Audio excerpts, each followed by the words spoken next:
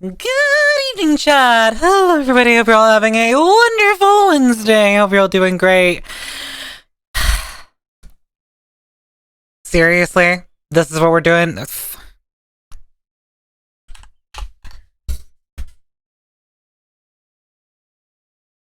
Happy? Happy? Anyways, moving on. Welcome in, everybody. Hope you're all having a wonderful Wednesday. And I hope you're all doing well. Thank you so much for being here. Thank you so much for hanging out and being here today. I have a few things I want to talk about, but I'll get to that in a little bit. I'll get to that in a moment. I'll get to that in a little while.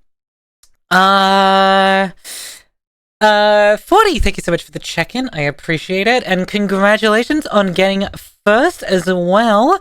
Travis, thank you for the check-in. Melody, thank you for the check-in. Jack, thank you for the check-in. Chloe, thank you for the check-in. Angel, thank you for the check-in. Jack, thank you for the 7 stream streak. And if you are here and feel like using your your daily check-in, feel free to, and I will read out your name and make sure to let you know that you are appreciated here and welcomed in. And if you want to be here and not be noticed, feel free to use the hello silent. I'm messing up my intro a little bit because I'm a bit scatterbrained, tired. It's been a long day. Gonna get into that, and also just how I'm feeling a little like overall. It is much better than Monday, but there is still some lingering feelings from Monday. Oh yeah, Travis, is it finally here? Is it finally here? Do we have to watch this on stream? Oh, it is! It is! Oh, okay. We have to see this. We have to see this. It's here? Oh god, this is amazing. This is amazing. I'm actually so excited to check this out. I'm actually really, really excited to check this out. Alright, we'll get into that in a sec. But first... Hi! Hello! You're on the air. On the airwaves. And I'm British, if you couldn't tell. I saw. Thank you, Chloe. Did you also see Jack calling you Science Daddy? I'm going to pretend I don't. Okay, cool. I mean, only if you want to. I want to, Travis. I want to check out your fucking new single with your band. That's awesome. We gotta check it out. We gotta check it out. Put this on the airwaves and make the world see it. I won't get copyright striked, right? I won't get copyright striked, right? You're not gonna copyright strike me, right? Chris, thank you for the check-in. I appreciate it. And Peru, thank you also for the check-in. And also, if I didn't say it already, Angel, thank you for the 15 stream streak. You're such a sweetheart, of course. I mean, that is very true. No. Rise is a total sweetie. With our huge wad of a lawyer cash, yeah. Whop your wad! Whop your wad! Whop your wad on the counter! Okay, so let's pull it up, shall we? Because this is really cool. This is really, really cool, chat. So for those of you who don't know, Travis is a part of a band called Broken Crow, and they just released their latest single, and I really want to check it out because I am a fan of a lot of the things that Travis has done with music with me. So I have a feeling that I'm going to be a fan of what he does with music with his band. You ready for this, Dutcha? I'm going to share my screen. I was about to say. Okie dokie. Let's go. Also, welcome in, Unknown. Alright, let's check this out. It's called Infected. God damn, these cats are cooking.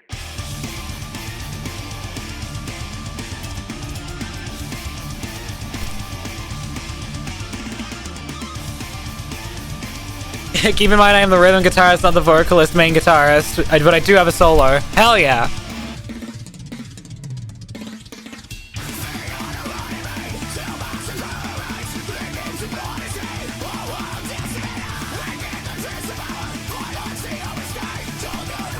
Damn, this is fast! But it's so cool!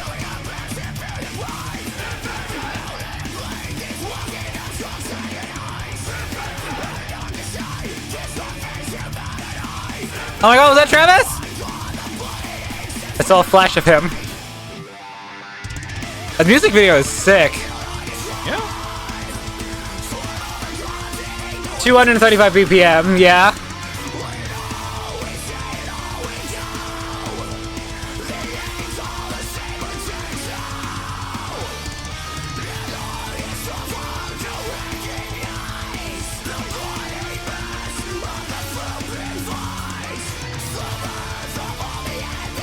Welcome in, Kiwi. Thank you for the check-in.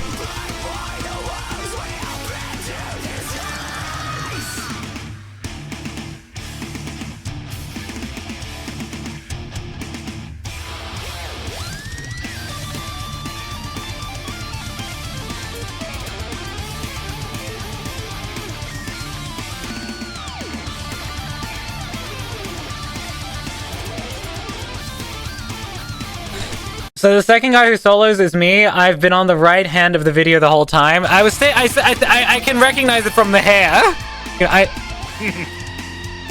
Oh, Travis, shred that thing! Woo-hoo-hoo!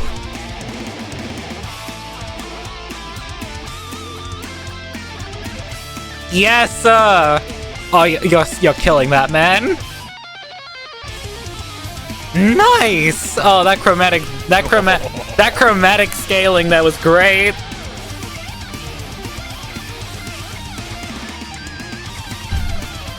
You and the lead guitarist play so well off each other.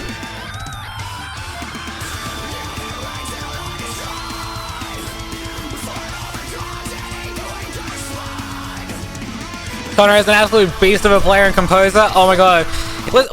So real quick, I'm gonna pause the video. Was Connor the guy who you basically sent that solo to that you made for my song, and then he sent you back like 30 minutes later, him having figured out the solo all?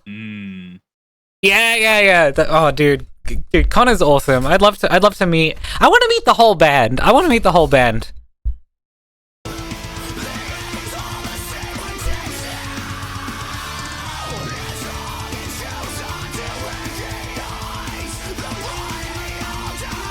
Man, I love Fox Girl. So true, Pac-Man. Exactly. We all love Fox Girls here. Exhibit A, Rise. Shush. No. The ones that you guys stacked the vocals and had the whole band like chanting. That's so cool. Gang vocals, baby. Gang vocals, sick. In a metal song too, as well. Woo!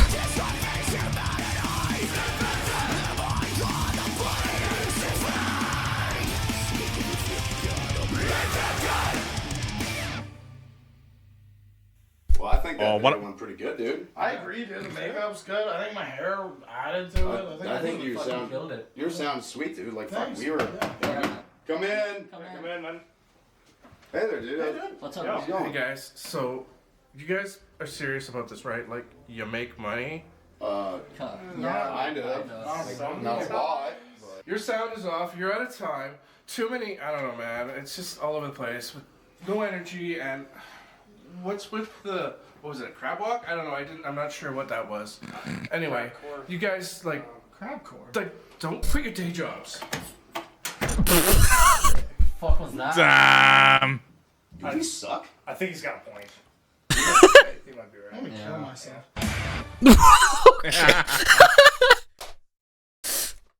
Okay, that cut of the end was pretty funny. I mean, if you like gang vocals, I've got another song with a great example of them. Hell yeah. Miguel, thank you for the check-in. I think that's Travis, I think that's the first time I've seen you speak into a camera, because it's always just been your Fuji. Also with like your beard and stuff. Because it's like you're I can see that you shaved for this.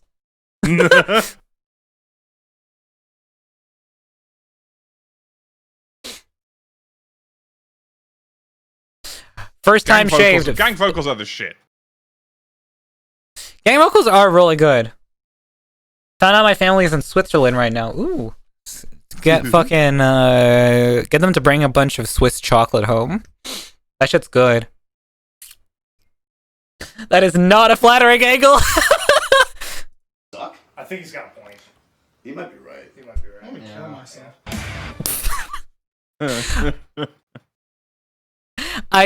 I think I'm gonna myself is crazy. Oh jeez. Time to ask him to buy the Miku GPU. Oh wait, fuck, I was still supposed to be in British mode. I forgot. Fuck. She forgot. Well, anyways, moving on. So that was a really cool thing. Okay, I'll be really honest. This is just me because I'm not very good at deciphering metal vocals. I had no idea what the vocalist was saying, like any point, any time during the song. But it sounded cool. That's the thing. It's like I'd need to know I need to read along with the lyrics to be like, oh, that's what he's saying. Oh god, yeah, same, to be fair. Like the metal band member doesn't know what his fucking vocalist is saying. Yeah. Crazy. Hey, by the Also, way, 175 stream streak. Damn, that's crazy. Thank you so much for that, Kiwi. I appreciate that. Rise? Yeah.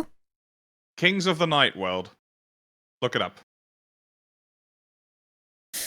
He says fruit picked vines at one part, but it's a running gag that he said fruited vine. Fruit. Okay, what would you want me to look up? Kings of the Night World. Kings of the... Is it night as in, like... Night I as am in... the night. No, sorry. As in darkness. Okay, so it's nighttime, not a night. Kings of the Night World. By Black Dahlia Murder. Yeah, that's got some good gang vocals in it. All right, let's have a listen to this for a second. VOD watchers, I apologize that you won't be able to hear this, but I just don't want to get copyright claimed. But let's hear. Oh, nice.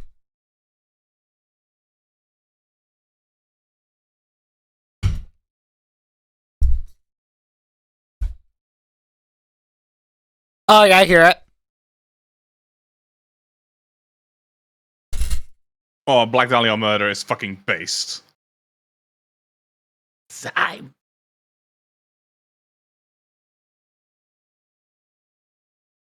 See, it's like this is the BPM where I feel like metal is like, you know, at its best, because I feel like it can definitely be slower than this, but too much faster, and I feel like you kind of lose me a little bit. Oh, you're not a grindcore person, I guess. No, not really. I'm sorry. And that's not to say that what you guys made here, Travis, isn't cool, because this sounds sick.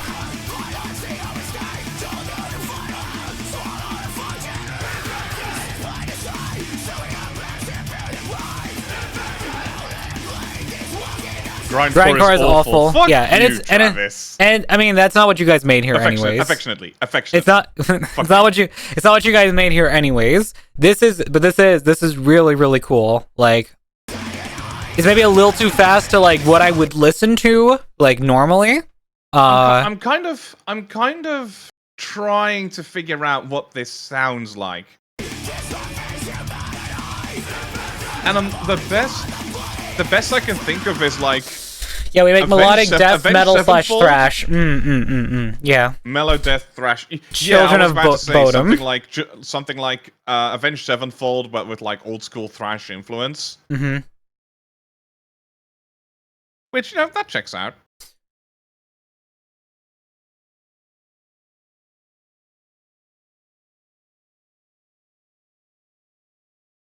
I'm trying to like listen out for the gang vocals on this one. Well, they're coming up again.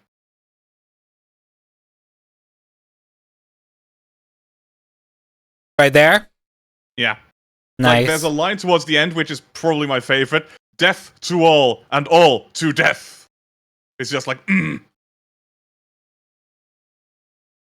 Nice. Yeah. That's nice. That's nice. That's really nice. Okay. Hey, by the way, Rise? Hmm? Oh!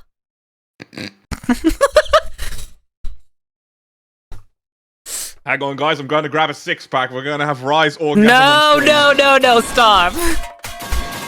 Prison, thank you for the check-in and for throwing a bunch of shit at me. Hello. But yeah, on the topic of music, I'm already like, you know, I was already doing some stuff earlier in Ableton, and I did want to show off what I have been working on today, which is this like really really heavy drum and bass sort of situation, but the bass line is it's really glitchy and distorted, and I really like the way it came out. But yeah. Hi Rise, I need thoughts on a mic I've been looking at. Sure, send it over and I'll let you know at some point. Anyways. We started out high pass to kind of for the intro, because I wanted to just come in.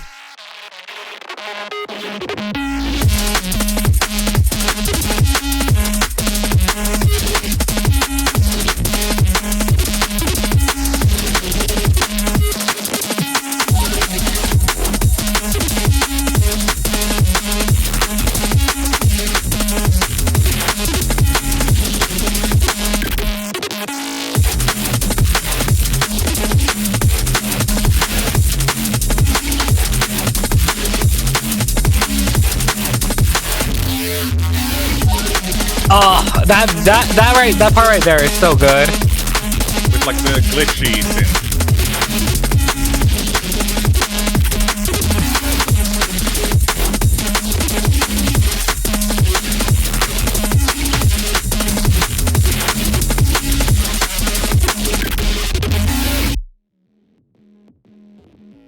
You know, Travis mentions Children of Bottom. And now I'm reminded of the one time that I saw them live, and they were fucking awful. This is sick. Thank you. So my favorite thing is definitely I found this one sample which sounds really cool. Let me just pull out the completely original sample, so the complete original loop here.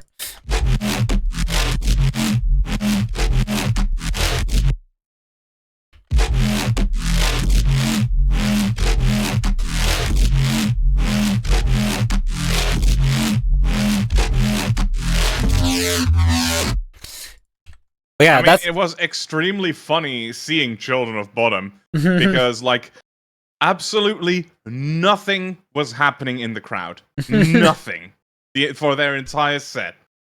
And then Machine Head starts after them. And it takes maybe 20 seconds for this giant pit to start going. That sound rise was insane. So I'm a big fan of this bass loop basically that I made here.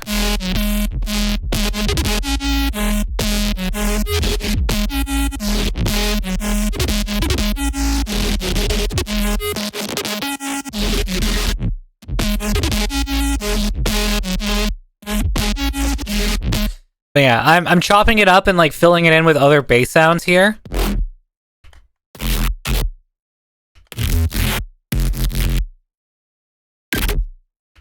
Just little blip things, and then mixing it up with the other sample was the pièce de résistance, you know.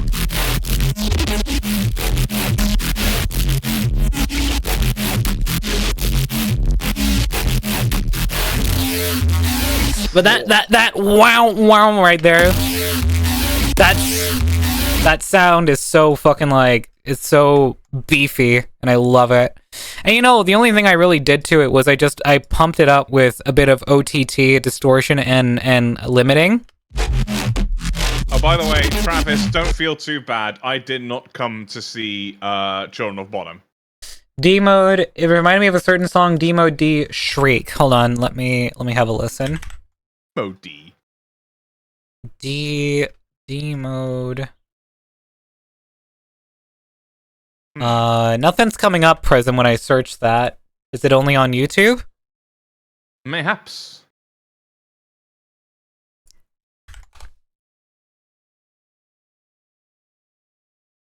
Okay, I found YouTube. The tubes. Let's see.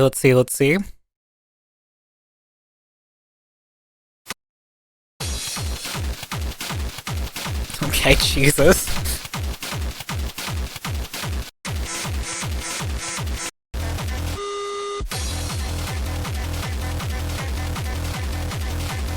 Yeah, I kind of hear it.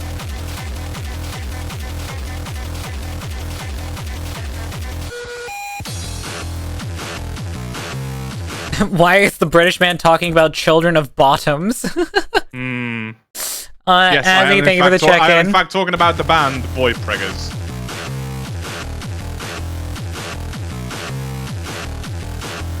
No, I can kind of hear it. It's a definitely, it's a different thing, because mine's more like, you know, well...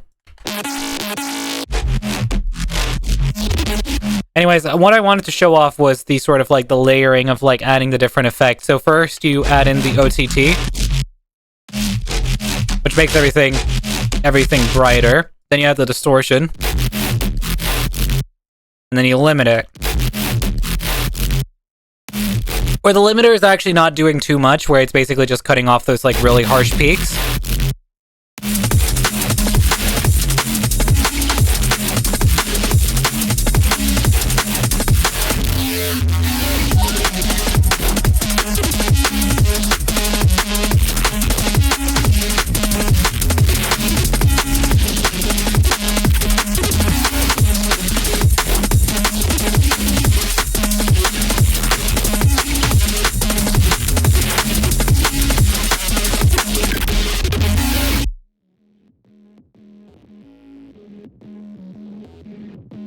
I wanted to add vocals to this, but vocals just kind of like threw off the balance of the song and took the focus away. I feel like this song does not need vocals. No, it's definitely like the bass line is the instrument. It needs like maybe vocal samples here and there, maybe?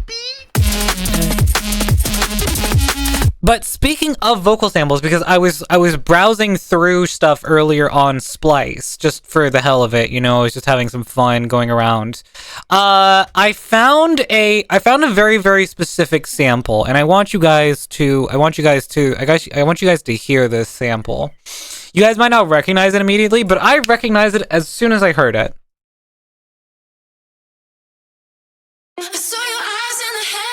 Oh god, it's got turn off bridge. I saw your eyes in the headlights. They've been running around my mind. I wanna know what it feels like when they see me for a good time. So that's the sample. That's the sample. Let me show you guys what it sounds like when it's sped up slightly and not being auto-tuned to a wrong key. Hmm.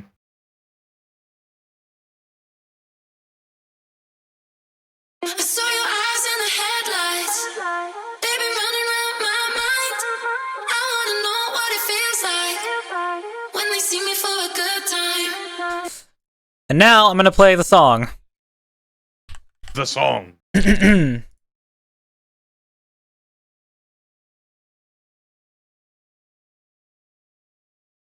Have used this sample in his in one of his more popular songs. It's actually a very recent song, this one. But it was just so fucking funny, just like hearing that sample. I was just like, I fucking recognize this. Hold on. To be fair though, Have definitely used it in a very transformative way, and this song absolutely bangs.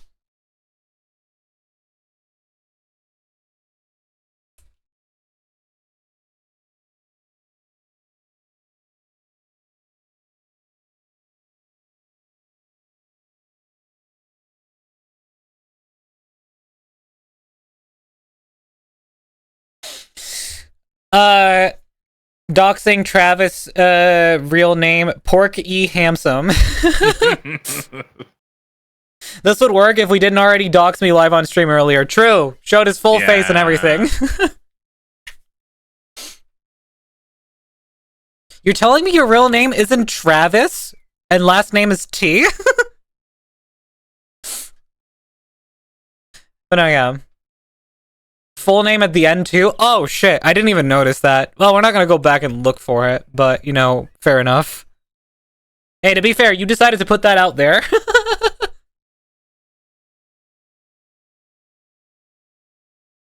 I've been watching, I've been waiting. But yeah, it was just funny, just exactly like going through random vocal samples and just being like, Hey, I recognize In the this. headlights, they been running around my mind.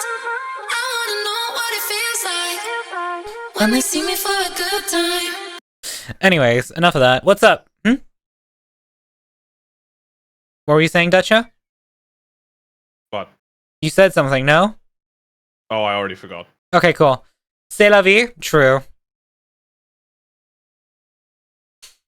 But yeah, no, this was what I had been working on earlier. Very fun. Just a very, very standard, like, you know, drum break pattern here. Well, they added rides there for extra hype.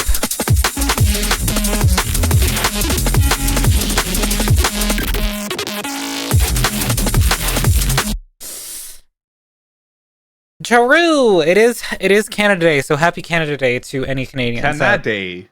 Canada Day.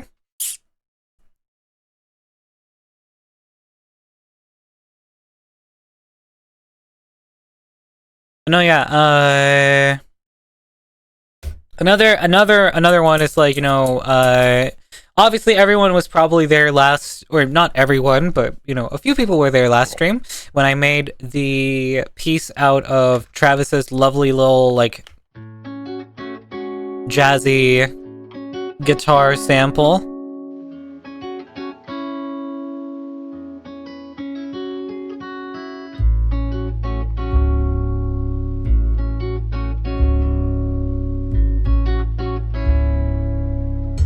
Still working, but at least I'm getting overtime. Nice.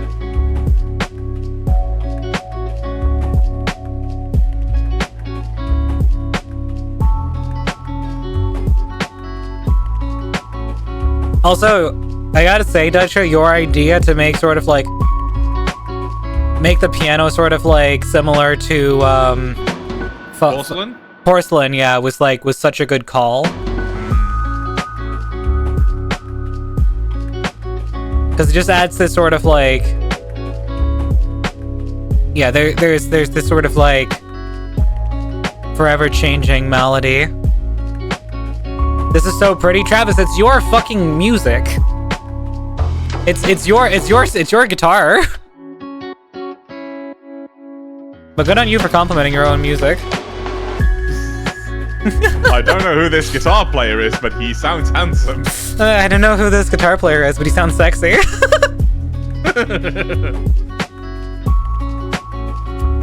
Well, yeah, but that's only one part of the piece. Still important, in my opinion.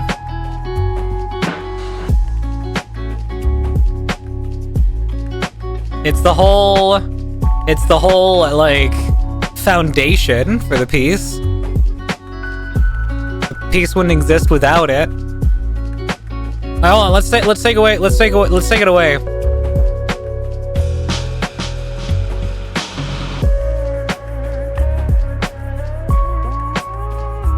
It still works, but it sounds empty.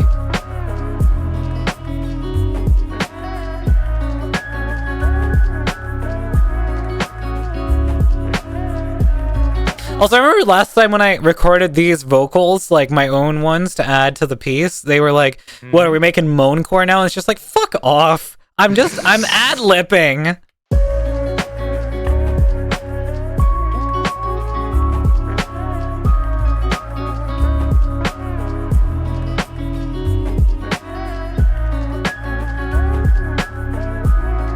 Travis, wasn't that you who said that? That was you who said that, wasn't it? I feel like the Shira! Shira! Thank you for the check-in.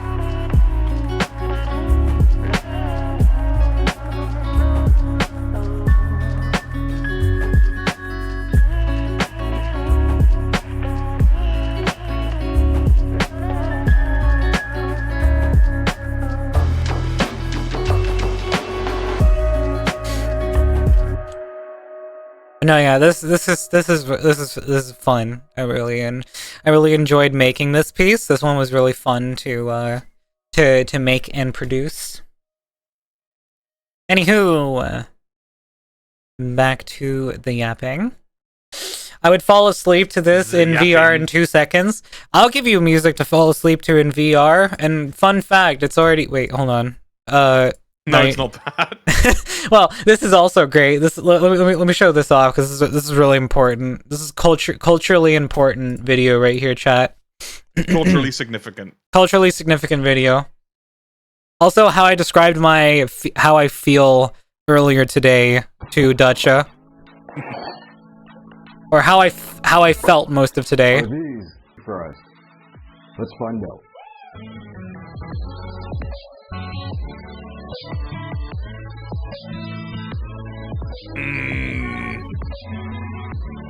Oh, this quality. So good, right? Are these fries? How's the saying go? Like angels shrieking in my ears. But yeah, no. If you want to talk about music to fall asleep to in VR chat, I got you. I got you, fam.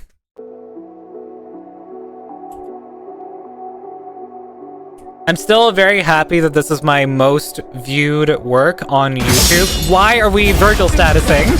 What even caused this? That is approaching.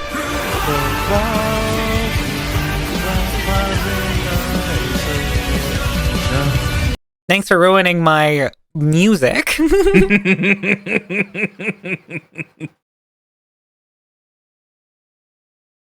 This is not to fall asleep to. Absolutely, it's not. I mean, you could fall asleep to Virgil statusing. I could have fallen asleep to Virgil in VR. I am the storm that is approaching. I am the storm that is honk shooing. Me-meing. Black sheep in my dreams. No. In hibernation. In hibernation.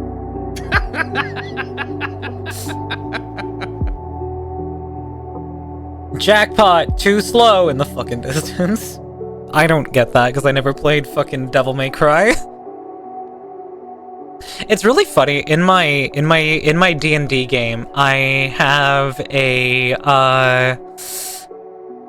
a weapon that's sort of like referenced and like sort of like is It's a reference. is like based around a sort of idea from Devil May Cry. But Is this a bad time to tell Varu I haven't played any DMC? no, it's a great time. In any case, there were some things that I did want to talk about today. And, like... I remember that weapon? Yeah, you do, Travis, because you made the sound design for it, which is also sick.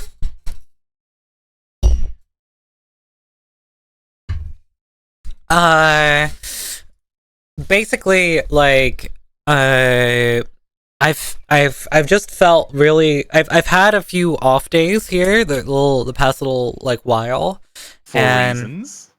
For a reason that I'm gonna get into. So for anybody who doesn't know, my affiliate anniversary was this Monday, and I didn't change the time or the date to anything else. And it just kind of came and it went. So I didn't have any sort of proper celebration for it. I didn't like manage to properly like celebrate it. And I mean, if we really want to get into it, you know, it's basically like I need to look at it exactly to know the exact amount of time, but I am okay, so it doesn't show it on here anymore. No, because it's already passed. Yeah. But it was the 29th of I mean, I can see it on myself in my channel because I'll whenever I got my sub first.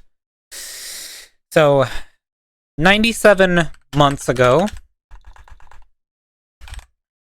about 8 and some years ago now, I got affiliate. So I've been affiliate for 9 years, and to be fair, it's like it's crazy to think about that as a whole, and also just like kind of reflect on how different things are in my life now than they were back then, and at the same time, like it's almost like it was a bit of a like a somber celebration, because like I sometimes feel like I've been at this for so long, 9 years, and I felt like I would have gone further by now, but I haven't. And it's a weird like realization that you like it sometimes feels like missed opportunities or missed potential, and all of that kind of dawned on me, as well as a lot of other things on that Monday in particular. I felt like and this is just how I felt in the moment. This is not like reflective of or representative of how I feel right now. Clock, thank you for the check-in. I appreciate it. Need some slightly more somber music. I was about to say this is not the music for this conversation. No, it's not. But basically, like I felt like that I was for the most part like just kind of like going nowhere in life. And again, this is not reflective of how I feel in the present moment. This is reflective of how I felt in that moment. My friends were very, very helpful to make me feel better about myself. Helped. Yes, everyone helped out, and I really appreciate everyone who was there. Thank you for the head pads. I appreciate it.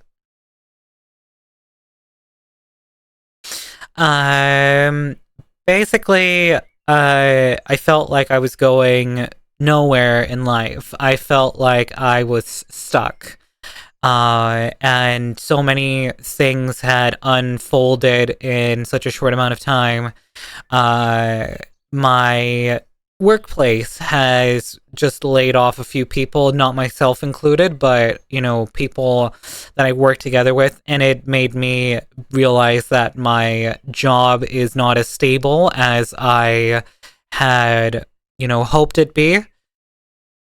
And it also made me reflect about how fucking shitty my job is and how awful I feel every day that I go to work to be there and to do things. It feels soul sucking, and it feels like I am doing nothing worthwhile, and you know it's ridiculous to me that I'm putting myself through this, and what feels like I've been doing this for so long now without going anywhere.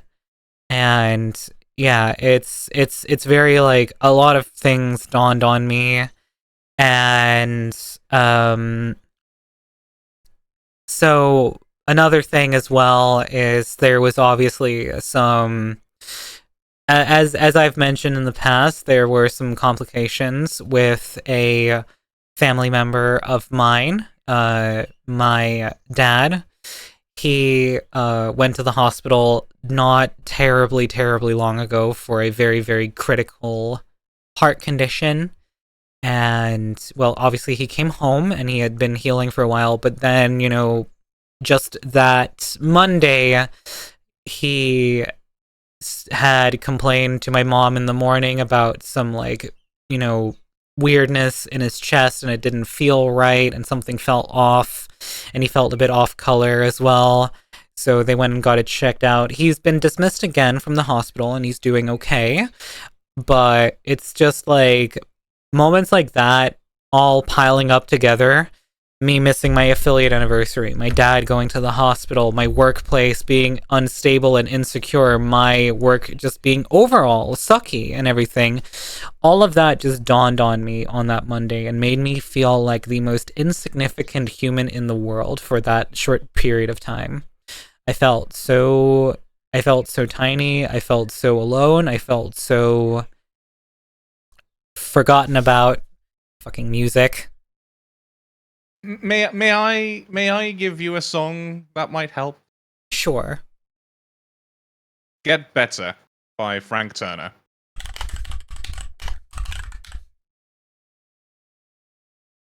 And have a read along.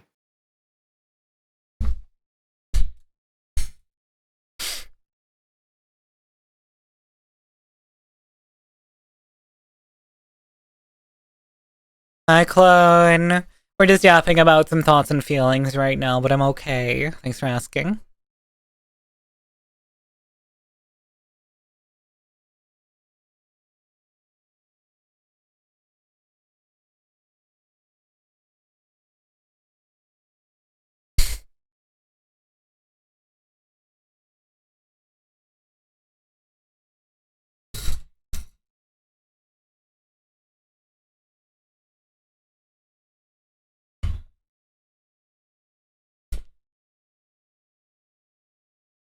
Did I crash a serious conversation? No, not like a massively serious conversation, because I'm feeling better overall.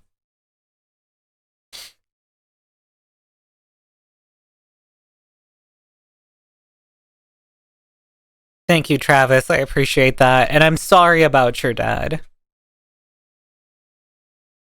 And I'm glad to hear that he's doing well, though.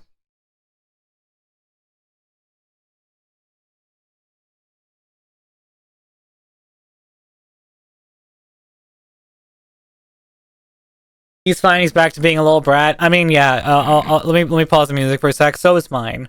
My dad's back to being his like usual. That's just peak dad energy. My dad's back to being his usual grumpy old self. My dad's a grumpy old fart. That's basically what he is. He's reached that stage in life.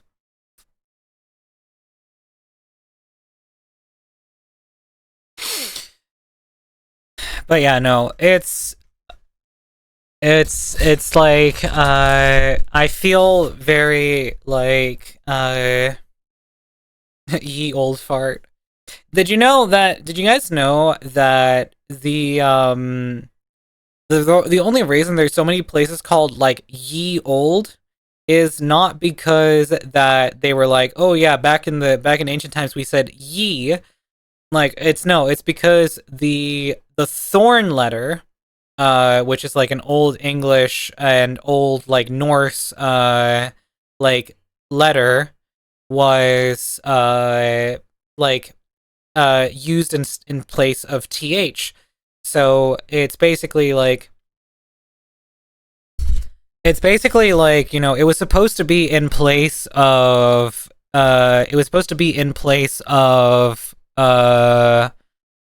like th, and when they started using the Latin alphabet instead, and the script started changing, they got rid of thorn, so they needed to find something that was supposed to be a placeholder for it, and they ended up using y. So anytime you read ye old, it's actually the old, because, well, you know, that's actually what it's supposed to be.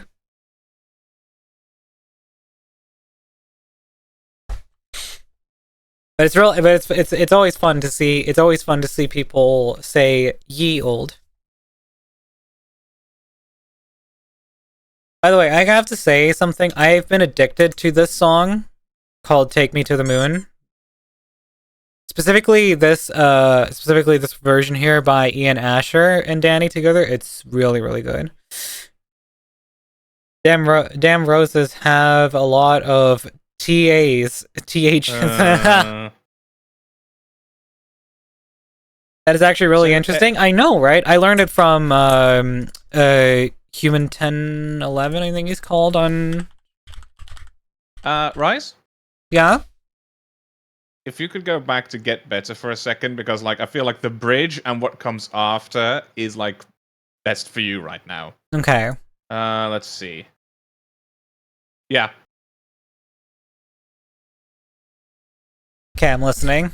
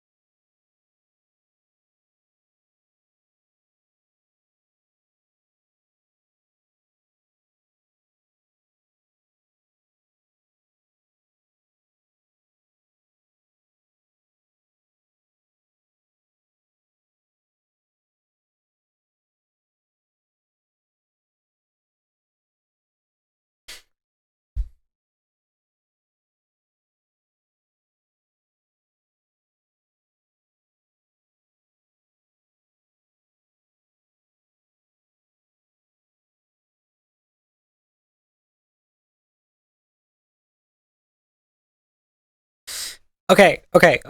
I really, really do like this song, and it's very, very, very, very uplifting. Or at least it tries to be. Yeah. It's just I can't get over. Oh yeah, that's the horny brain kicking in for you, I guess. No. You horny bitch. You could work it out with your fingers. Is a crazy line though. Okay. I wanted to show. I think it's one. If I find his human, because he does a lot of these, as you can see. There it is. Why do old-fashioned buildings tend to say ye old? Since this means the old, you might be inclined to think that the word the used to be pronounced with a Y, but that's not true. Historically, the word the wasn't spelled with Y or TH. It was spelled with this letter, called thorn. In English, thorn used to represent the th or the sound, which today are represented by the letters TH. But after the invention of the printing press, most European languages began to standardize their spelling system, and as most European languages don't use the character thorn, most of them didn't include them in their printers types. So when English scribes would import printers types from continental Europe, they wouldn't have a type for the letter thorn, and so they needed an alternative way of representing the sounds th and the. One solution was to respell thorn as the letters th, which is clearly the solution we still use today. But another solution used back then was to respell thorn as the letter y. But why? Thorn and y might not look very similar in most fonts today, but back then the Gothic script was quite popular, in which thorn and y look a lot more alike. So using this font, it's a lot easier to see why they would replace the thorn with the Y character. But that means that this was never actually pronounced as ye old, it was always the old. The letter Y stood in for the TH sound. That means that if you ever pronounce the old as ye old, you're actually performing a pseudo-archaism, which is when you attempt to make your speech sound archaic and refined, but what you're actually doing is ahistorical. And there are plenty other ways that pseudo-archaisms can manifest in English, like if thou hast spoken ever like this, even though that's technically incorrect. Or if you've ever sprinkled the word perchance into your essay, just to make it sound a bit more sophisticated. Why do old... Perchance. No, I love Human 1011. He's great. His shorts kind of like pop up every now and again on my like feed, and it's just like it's a great like you can't just say perchance. Perchance, I am stupid. Perchance, that is true. And so am I, honestly. So we're not alone in that. We're not alone in that regard. I may happenstancedly have done so. Yeah. But I wanted to talk about this song again, "Take Me to the Moon." It was on TikTok a lot, and one thing I saw a lot with it was Cyberpunk Edgerunners edits, where they would, like, you know, like, chop up different shots from the show to, like, the rhythm of the music. But it's honestly, it really does work, and it's also just, like, it's just a really good song.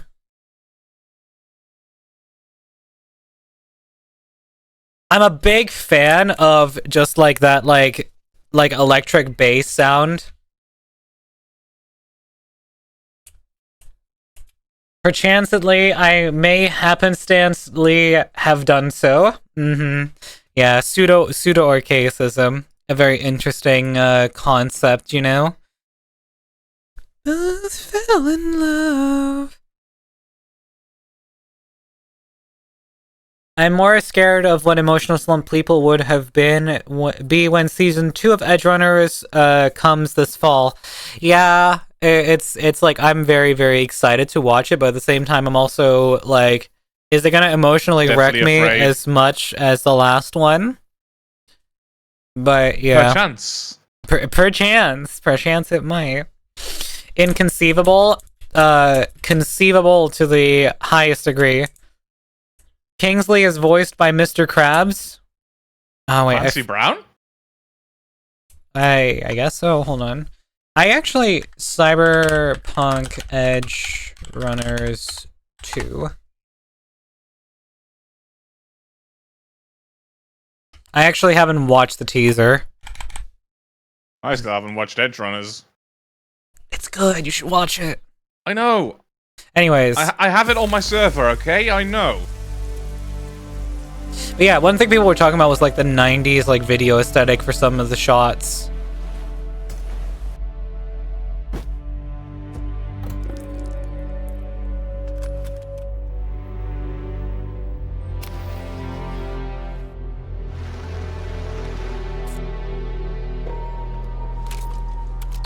Oh yeah, they made Sasuke, but in the Cyberpunk universe. Like his story is exactly 1-to-1 with Sasuke's.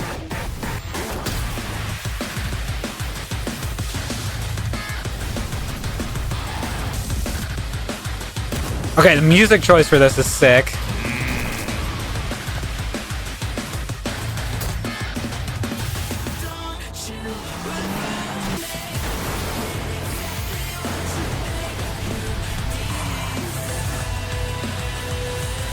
She got her titties out! My voice cracked.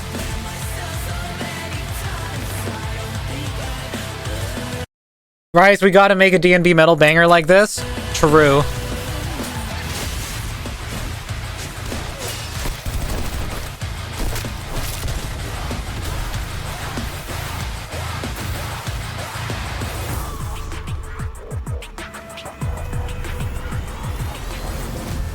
I want to make glitchy cyberpunk metal. Can't wait to see how they'll deliver emotional damage to us this time around. Kingsley has that drip. True. Kingsley is, I believe, the guy with the funky eye. Yeah, the funky eye. If I recall correctly.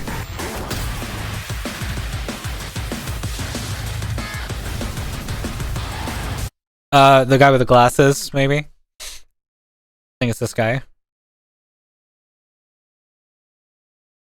But he's voiced by Mr. Krabs.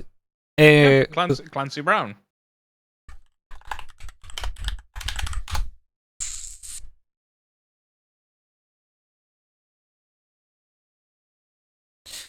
Is he written on yet?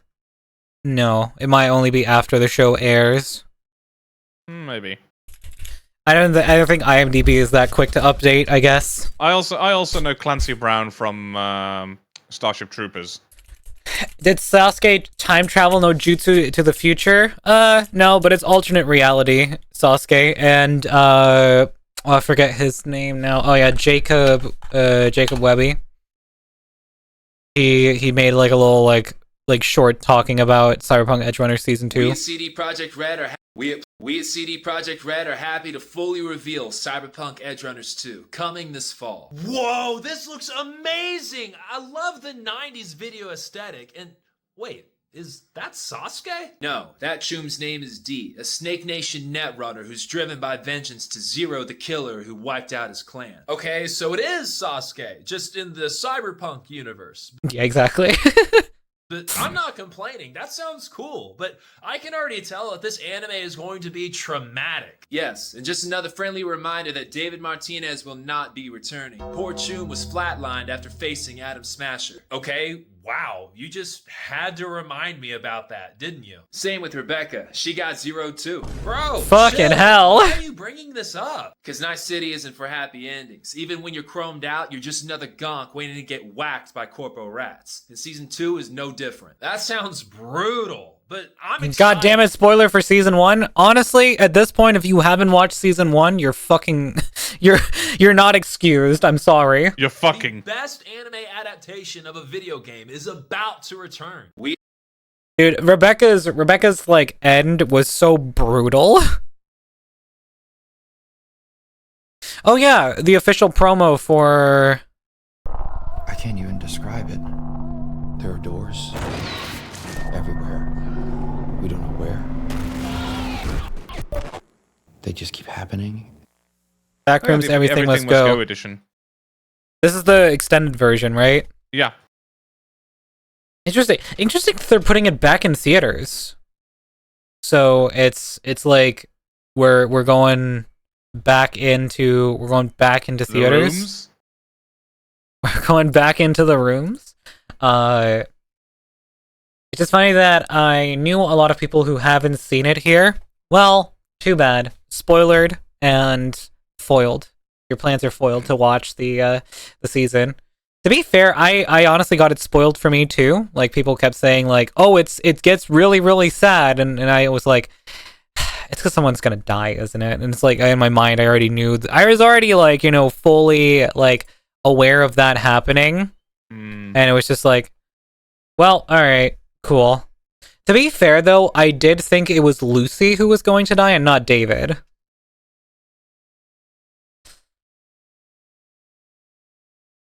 All I was said was it gets good, but also boobies in it. Well, that's always an advantage in my opinion.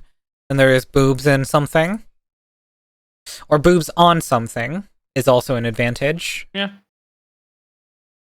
Yeah, I hope one day that it will be me with boobs on it. Boobs on my face is also an advantage. Yes. True. The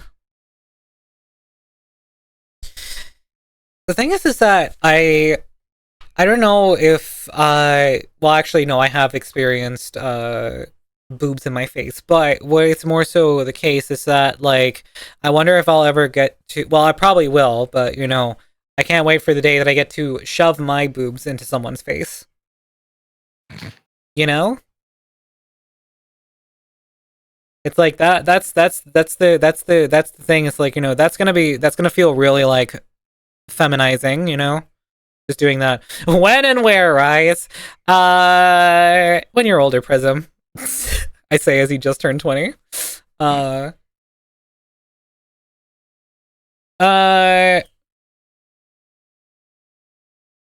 They will get pinched if you do it to me. Okay, chill. I guess I'm not doing it to you then. That's not happening then.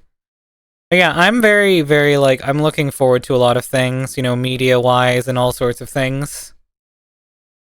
There's a lot of cool things. I like breathing, thank you. You can be smushed by boobs and still breathe perfectly fine. Trust, I've tried it. I'm looking forward to the He Does the Universe. Yeah, it's always going to be very fun seeing that happen. Oh, wait. Hey, yo, you tried it? Yes? Obviously. Being smushed by boobs is the dream? Absolutely it is. Ah, if only. I'm more looking into getting chocolates for cake day. That's fair. Oh, man. I have so... Also, like, another thing I realized is that You got smushed by boobs? Lucky. I mean, it was like, it's quite a while ago now, and it was back when I was still in a pseudo straight relationship. Okay. The thing is that my at the time partner would not call it a straight relationship because they're non-binary. Therefore, it's like, but they were very much like femme presenting non-binary most of the time. So honestly, Bryce, update your games. Update my games? I see like 3 updates queued. Okay, and I'm not playing them, so what's the point? Just fucking update them. It takes like you 2 minutes. Shit. It takes 2 minutes to update them if I need them to update anyways. I'm not that desperate.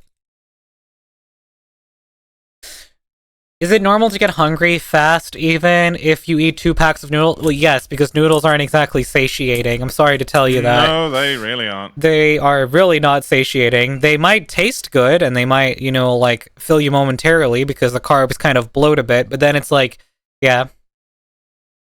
Pseudo straight, you mean gay in hindsight?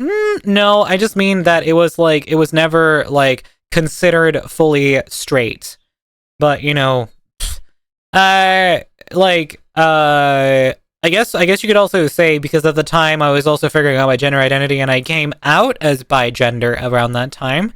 So there's definitely like that whole bag of worms.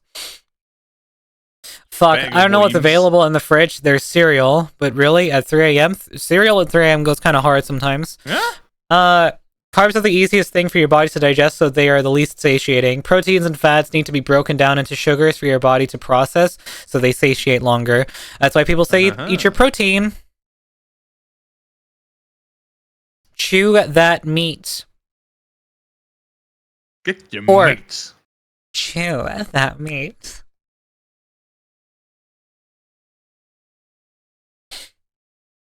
Shadow, thank you for the check-in. I appreciate it. And thank you for the hydrate.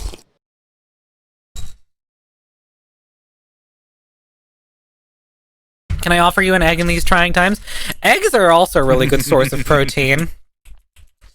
Like either egg salads or scrambled eggs or like omelets or that sort of thing. Like those are all really good options for those are all very, very good options for protein. I wish I made like more egg salads and stuff so that I could have something, because I'm always like in the morning like struggling to like find something to kind of like have for breakfast. And I really should start eating breakfast, because here's the thing, if I want to start growing in more than one way, when I start estrogen, then I need to start having 3 meals a day at minimum. But I'm really, really bad at making myself have that, of having breakfast. And honestly, it's also just because, like, I feel like I have 0 time to prep it. You better eat your greens? Of course I do. I eat my greens. Eat your greens, bitch! You don't eat 3 meals a day? Most of the days I eat 2 meals. Damn. But I also eat some pretty, like, big-ish meals. Like, at least usually my dinner is pretty big, and lunch at my workplace is like a buffet style thing, so it's like I just eat until I'm like satiated there. And like, as well at my office, like a usual thing for my department is that there will be some sort of like cake. There will be blood. No, cake. I mean, I can't judge right now. I've only had a mug of soup for the entire day. Damn, that's not a lot. Jesus. I think you should eat some more. Blood, where, give, none. So like, yeah, there's cake every so often. There is obviously like a decent amount of food at lunch. But I'm really hoping, like, when I go to my when I go to like a different workplace in the future, that like Just that the overall, like, because the thing is that, like, the canteen food doesn't have to be great, it just has to be, like, you know, enjoyable, and, like, sometimes it's, like, the food I have at work here is not even that, and it's, like, it's kind of sucky, you know? I'm just kind of not hungry and procrastinated eating. You know what? I feel that sometimes. Lizzie, thank you for the check-in. I appreciate it. Hope you had a calm day. It was okay. It was a little stressful, but that's just more so because I have a lot of work to see to in the days. So it's like there's hardly a moment for like a break, to say the very least. It's very much like, hope you have a gay day. That's every day, sweetheart. Gay day is every day.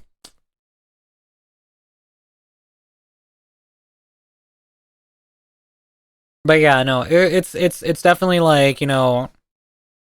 Also, another thing that I have, and this is really annoying, and something I should probably do something about, is I've got this like gum, like I've got this ache in my gums, and I think I know exactly why.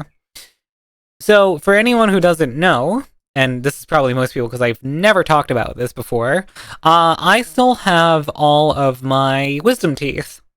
Oh boy. So I am pretty sure gummy ache. Oh, fuck off, Prism. That's horrible.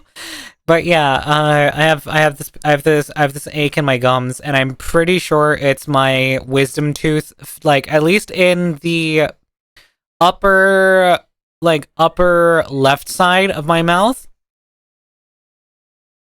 That makes sense since Rise is wise. After I lose my wisdom teeth, I'm gonna lose all my wisdom that I've had. Oh, you're gonna turn into me. What? An old fart? No, a dumbass. Okay. But yeah, no, I really still need to get them, like, looked at, and at the same time, I have been slacking on booking myself another dentist appointment after I missed my last one. So, yeah. That's something I really need to do. I really need to get that, like, sorted. I've just been really lazy to do it, and that's really, like, you know, that's really it. You guys want to wait? Do you guys want to book a dental appointment with me? Well, that's a bit of a weird stream idea, but okay.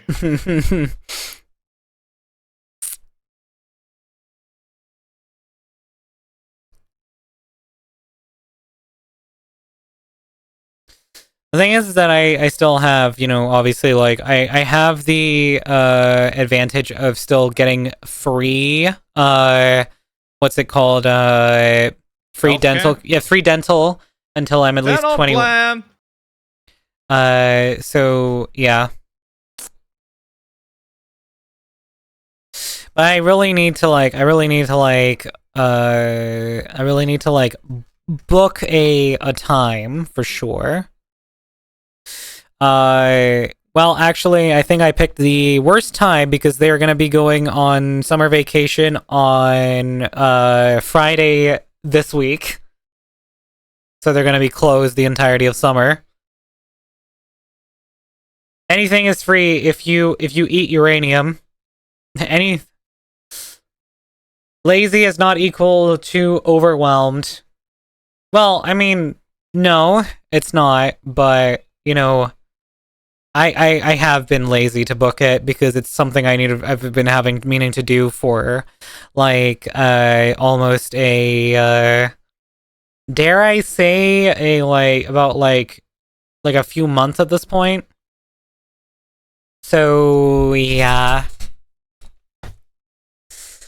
But yeah, no, this ache in my teeth is really annoying. And I don't really know what to do about it, other than to just kind of, like, live with it.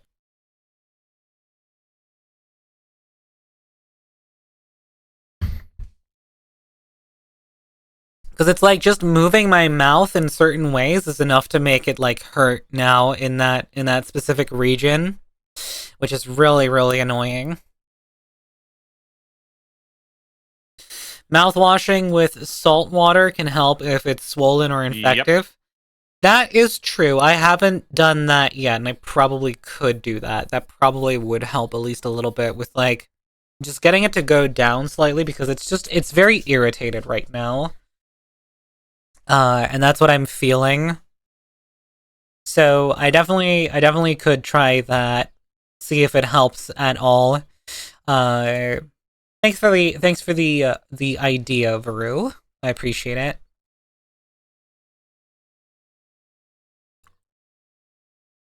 I know you've obviously been through that rodeo before with your teeth and everything.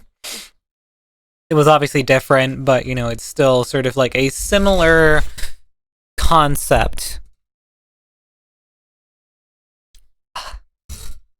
Yeah, really, yeah, it's really fucking hurting. This is really annoying now.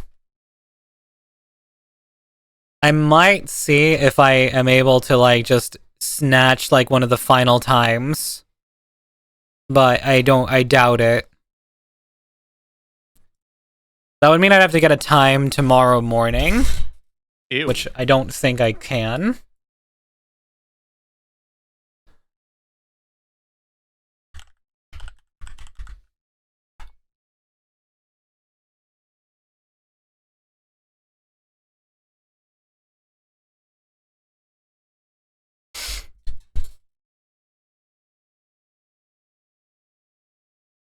Well, in any case, it's just, you know, something I really need to, like, to do.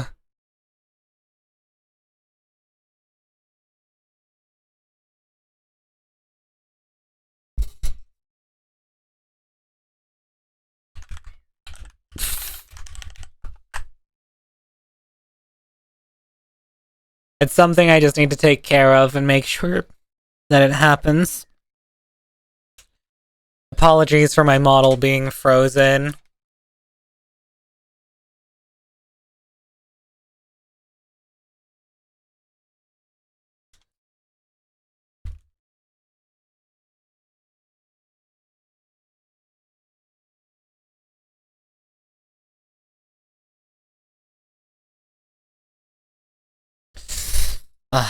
Yeah, no, this is bad. This is really bad. But, you know, it's my own fault if you want to think about it. It's your own stupid dummy fault. Yes.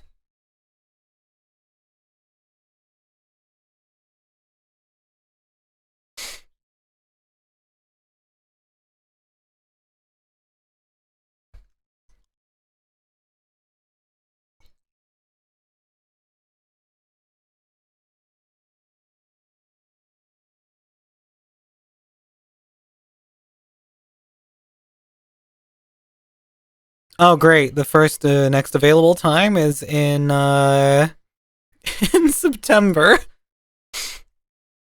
Let's go. September, baby, of this year, I should say. But still, that's a while out. Dum-de-dum. That just reminded me of a song. I forget what it's called now, but it's one back from like middle school. It's one of those like very generic trap songs. I forget what it's called now. Hold on, let me see if I can find it. This is I just unlocked a memory. I want cuddles, don't we all? Dude, so true though.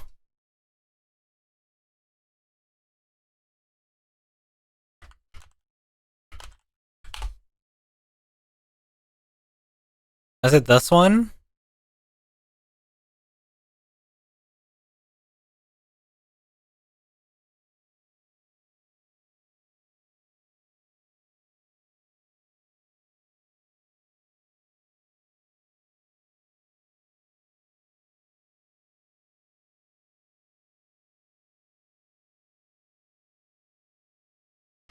Oh my god, I found it! So it's a song by an artist called Keys and Crates, called Dum De Dum. I know, wow, very, very interesting. You people might have heard this song in the past. It's a very, very, like... It's a very, very old song.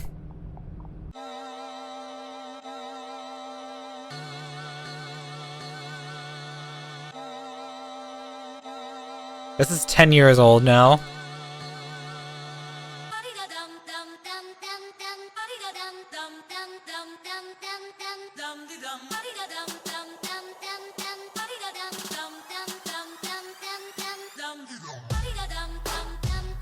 Is he going around playing his music for fucking Amish? Or just Mennonites.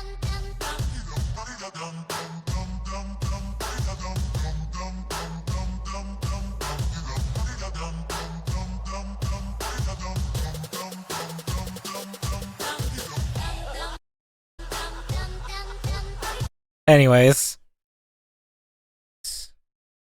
I heard so many meme edits from them. Yeah, it's a very, very, like, it's a very, very, like, you know...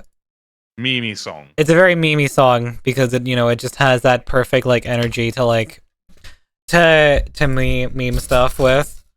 But no, this would get played at, like, school discos back for me always. So, you know...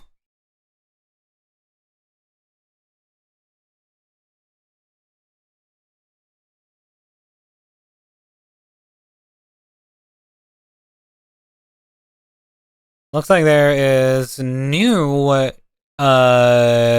music from Kane. But there's 3 new songs from Kane.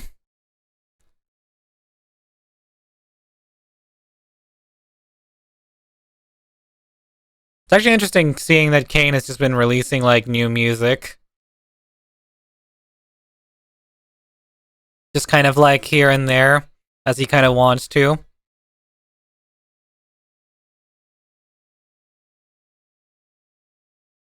Like he's just released this one, which has just got like a portal background.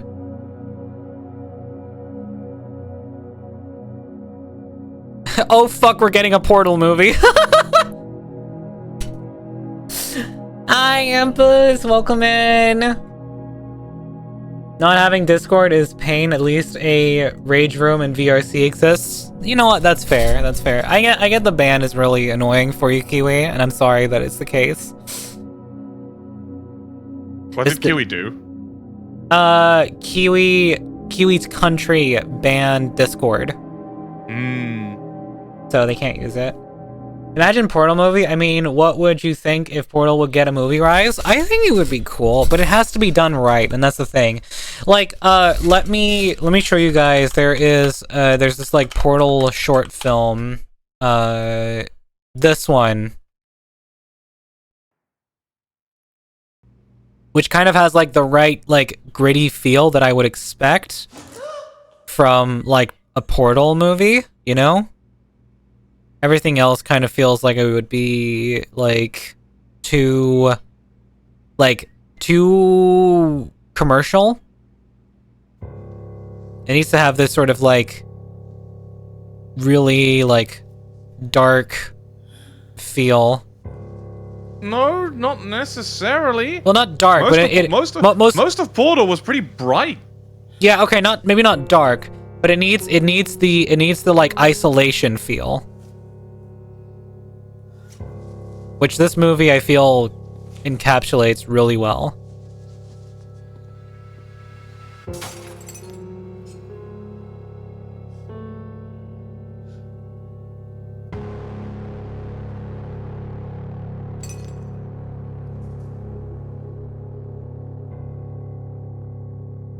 A Portal movie would also be funny if they have Cave Johnson mention the multiverse. I mean, yeah. It certainly would be interesting.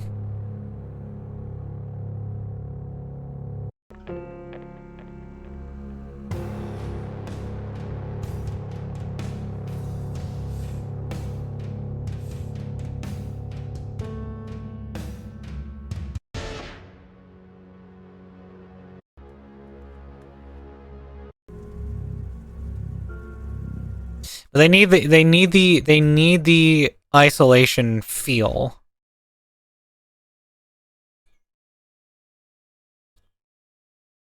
There's also this one where it's like they have basically like the sort of like GLaDOS sequence and then like intercut with like a previous. Congratulations. As part of a previously mentioned required Portal guns would be wild. protocol, we can no longer lie to you. You will be baked, and then there will be cake.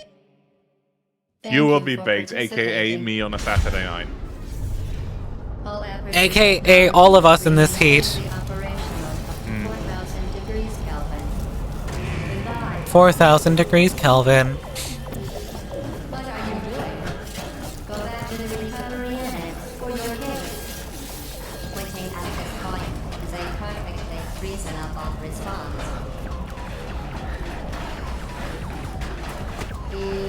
I will say the use of the music in this one is really good. Also that song, which I believe the song is called 4,000 Degrees Kelvin, is a really good song.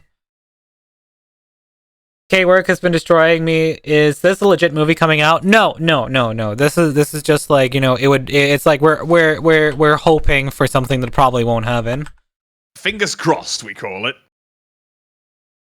But yeah, 4,000 degrees Kelvin from the Aperture Science Psychoacoustics Laboratory.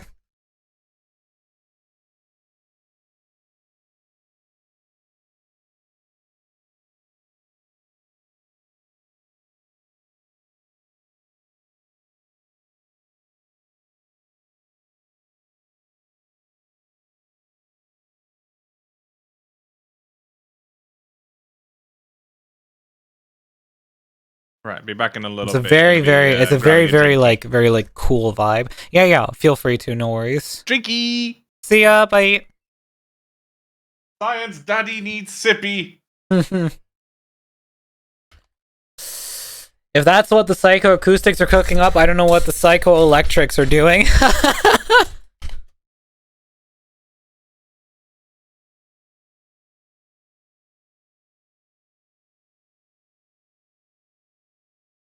Yeah, all the music in Portal is so good.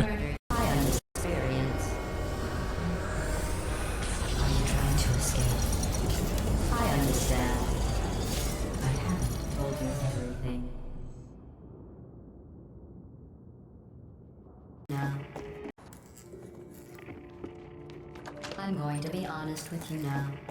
The results auditor isn't recording your test results.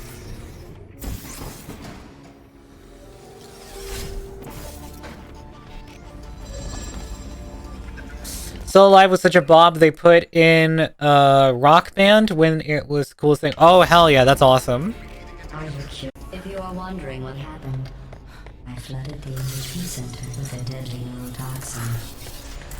It was part of an initiative. Oh yeah, this one was fun because it's kind of like showing back, like, you know, like what happened on the day when GLaDOS was activated. This is like, you know, what would it look like? What would that moment have looked like when they activated GLaDOS for the first time? Discuss the Black Mesa proposal versus Aperture proposal. As you can see, we Alright, I'm gonna be heading out. I have stuff to do. All good. See you around, Etcha. Bye. Bye. Also, another thing that was interesting was the whole like fact that Black Mesa and Aperture take place in like the same universe. very specific.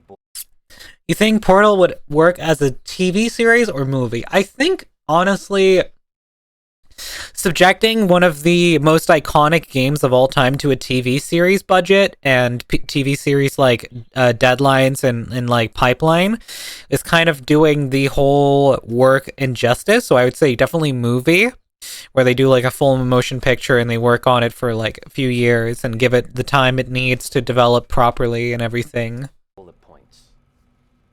Let's start with Black Mesa. Costly.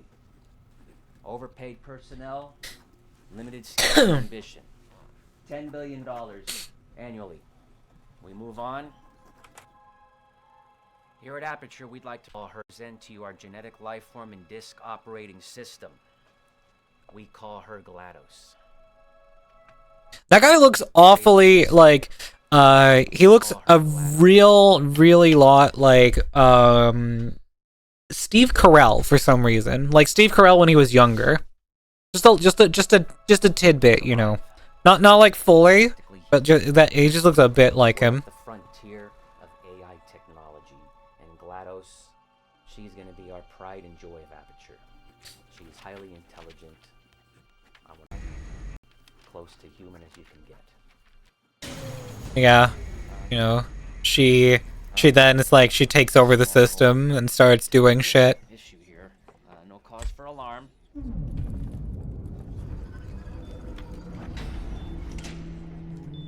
Apologize for this. I'm gonna get this back up and running for you in just a second here. It's such a cool like. Hello, and welcome to the Aperture Science Computer Aided Instrument Center. To reiterate, Like a 2 to 3 part movie series? Yeah, I think so. But it needs to be. They need to be like I'd say like hour long like hour long parts at the very least. So yeah. Extended they expanded the plot a bit more. Yes. Try explore maybe like the Ratman connections a bit more. but I have a better idea. If I were you, I'd take a deep breath and hold it.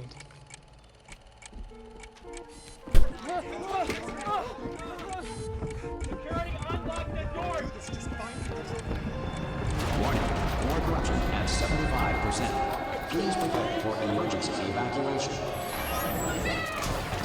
Warning, door corruption at 100%. Neurotoxin level at capacity in 5 minutes. All reactor core safeguards are now non-functional. Please prepare for reactor core meltdown. Get comfortable while I open the door. Oh man, the green gas creeping in. Initiating surprise. In 3, 2, 1.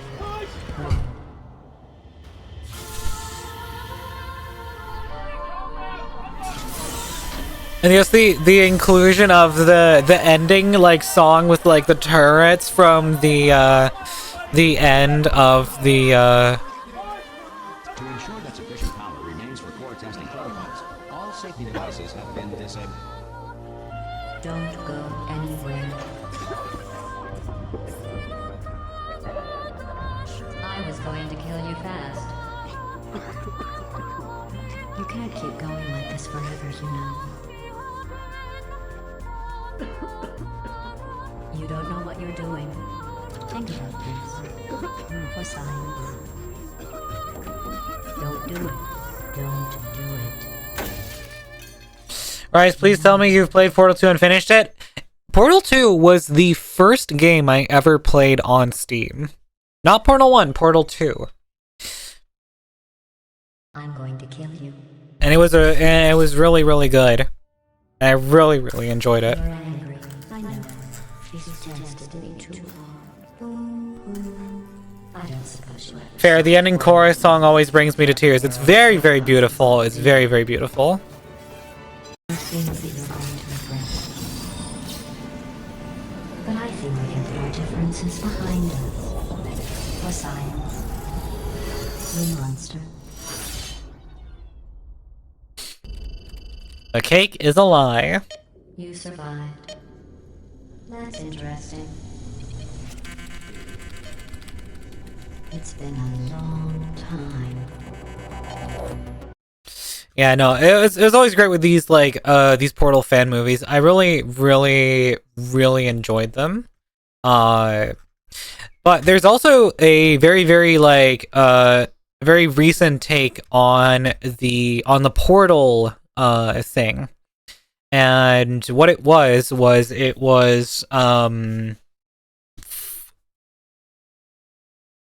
Quarter Digital. What they basically said was, well, okay, there is the hardest Portal puzzle of them all. which is it's just 4 walls, a ceiling, and a floor, and no doors, no entrances, no exits, no nothing. The only thing you have is a portal gun. How do you escape a box that is literally just walls and you can't get out otherwise? And you only have the portal gun to use. So they said, well, what if... I'll just let it play, and it might become apparent, like, what it is.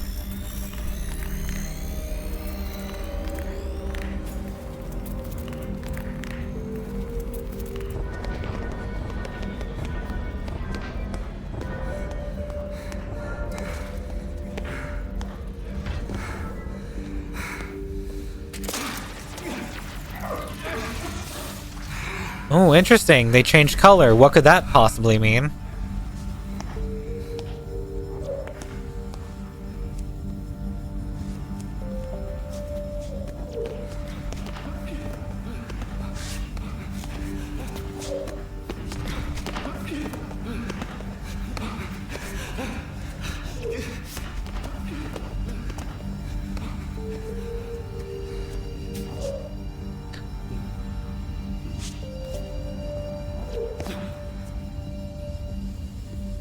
Ah, interesting.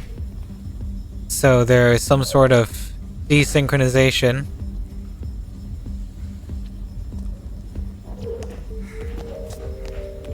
Now, here's the thing. It's obviously very, very, like, this is very, like, paradoxical, and there's so many ways this could become paradoxical. Like, right there, for example, like, if this version of the subject decided to not go through, then obviously then he wouldn't be there. So it's obviously, like, there's a lot of, like, decisions that were made.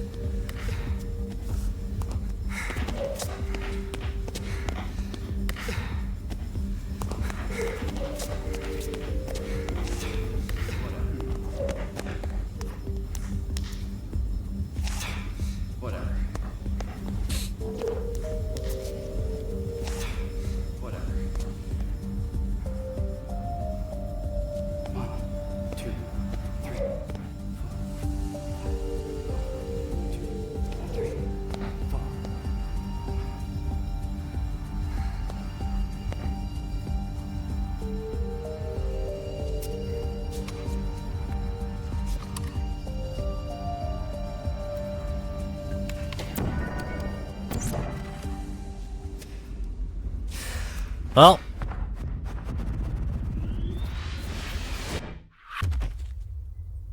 you add the final element of time. And where do you end up? In the future, where the box is gone.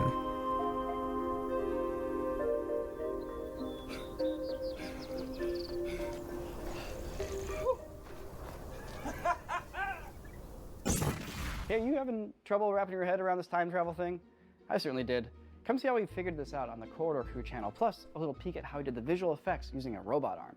It's pretty cool stuff. I've hidden the link somewhere on the screen. See if you can find it.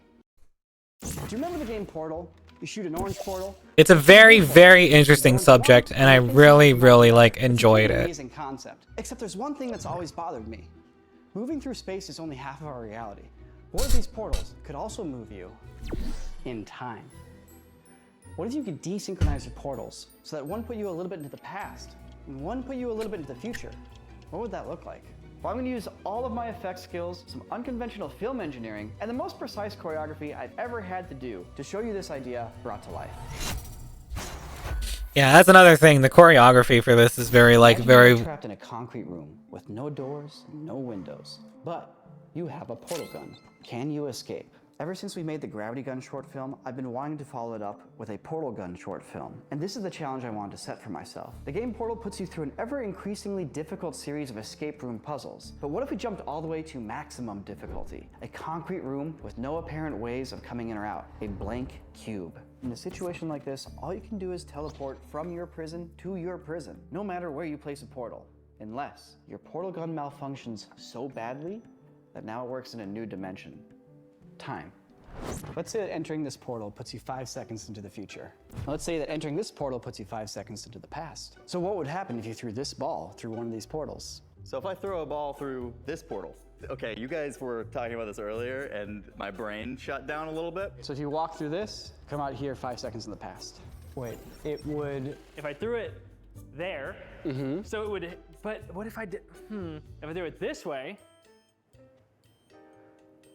Yeah, see, it's totally breaking their brain, because it's like, if you throw it into the one that goes into the past, it's gonna hit you before you throw it. So it's kind of like... It would hit me before I even threw it. 5 seconds into the... Now you throw it. Then I throw it, boom, it's already happened. Exactly. 5 seconds into the pass. Thank you for the lurk, Jack. I appreciate it. Yeah, no, it's a very, very, very, like, fun concept, and recommend, like, checking out the video, but I'm not gonna react to the whole thing, because I've watched it already, but I definitely recommend you guys check it out. It's really, really, really cool, of, like, a concept and everything. That's still Portal music. But yeah, no, I really enjoy, like, all these sort of, like, creative endeavors that, people come up with in regards to, like, Portal and stuff. It's very, very fun, because Portal has, like, a very, very, like, nostalgic vibe for me. Also, mainly because Portal 2 was the very first game I ever owned on Steam, so it's kind of like, it's been there with me since the very beginning, and I really, really, really enjoyed the game, and it's one of the, like, you know, it's one of the things that kind of, like, got me hooked on sort of, like, gaming even more so as a whole, where it was just kind of like, you know, fun ideas, like, you know, in Minecraft and stuff with like that before, and then I was open to Steam as a whole, and now it's kind of like, well, now I'm here. And to be fair, the Steam account that I use now is still the exact same, like, Steam account that I have from all the way back then. So it's very interesting, you know, to kind of like have that be the case.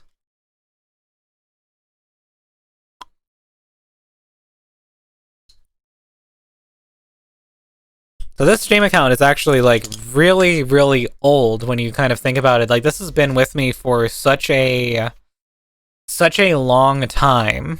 I wonder if I can actually even maybe see, like, the very first transaction that there was on this account.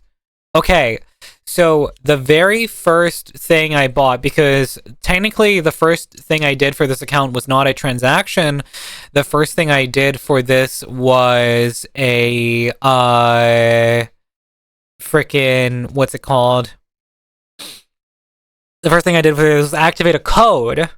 But I needed to install Steam, obviously, to activate that code, because what my dad had bought is actually really funny, because I have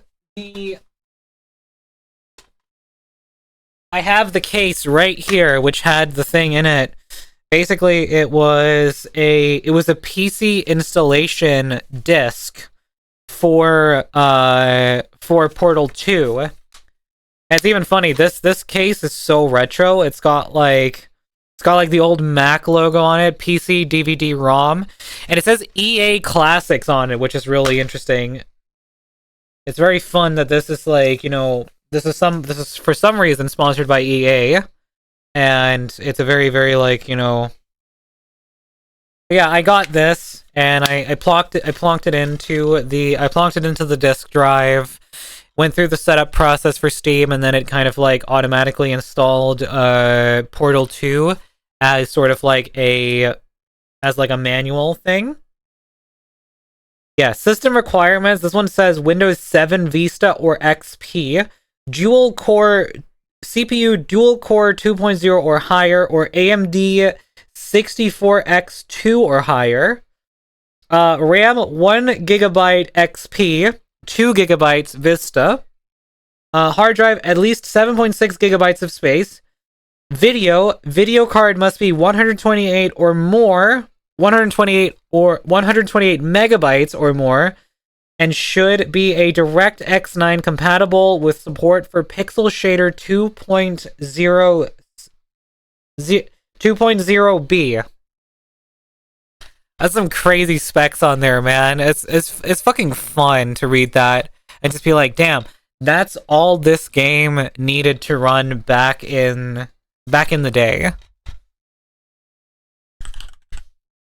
I wonder if the system requirements are similarly like listed on here.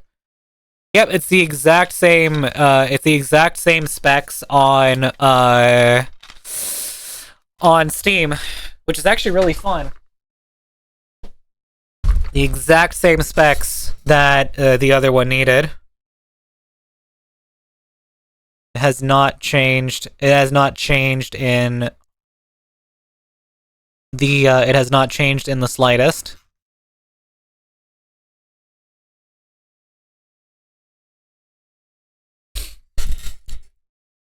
Man, Portal is just so freaking nostalgic for me, and I definitely had my humble like gaming beginnings with Portal. That's for damn sure.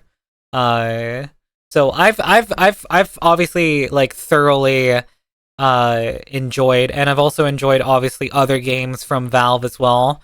I played through the entirety of Half-Life 1 on stream, also Half-Life 2 on stream. I haven't done Half-Life Episode 2, or Episode... I haven't done Half-Life 2 Episode 1 and 2. Those are games that I still haven't played, per se, but I have got them. Or Half-Life Alyx, yep. I actually... It's really funny, because I was actually... What happened is that I got Half-Life Alyx, got the game, installed it, played for about 3 hours of it, and I was like, I never actually did the first few Half-Life games. So I feel like I'm kind of like throwing myself into the deep end by playing a game where it's kind of like it's expected to have some sort of knowledge of the game already. So actually I still need to go back and play Half-Life Alyx, because I finished Half-Life 2 now, which means I feel like I can actually like do the other ones as well.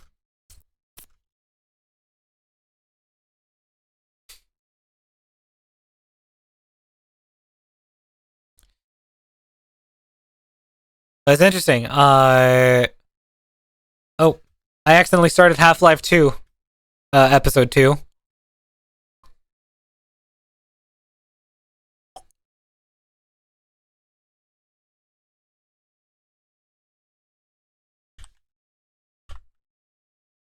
Yeah, because they're it's really funny. Half-Life 2 Episode 2 and 1 are technically tools in the Steam library, so they're not like full on like their own standalone games and everything. They're basically just like they run off of the already existing Half-Life 2 install. But yeah, no, that like classic Valve startup is always the most like, you know, is always the very like the very like very interesting. Also, there's a thing that's also really interesting. 108 hours in Portal 2. That's what I have. I have 108 hours in Portal 2.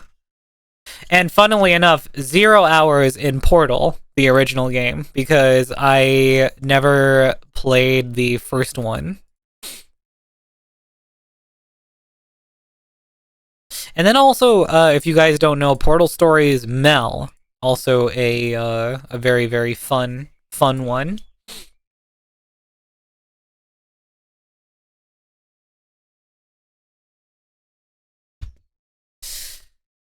So yeah, I've Left 4 Dead. Oh, dude, yeah, I haven't.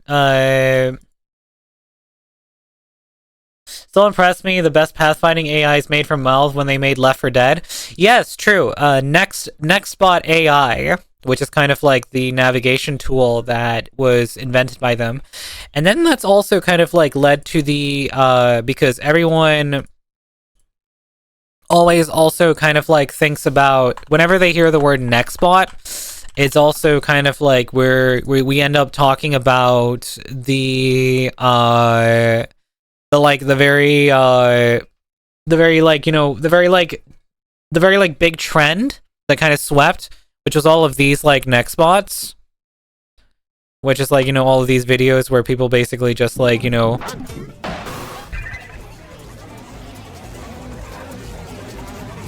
takes all these like PNGs or, you know,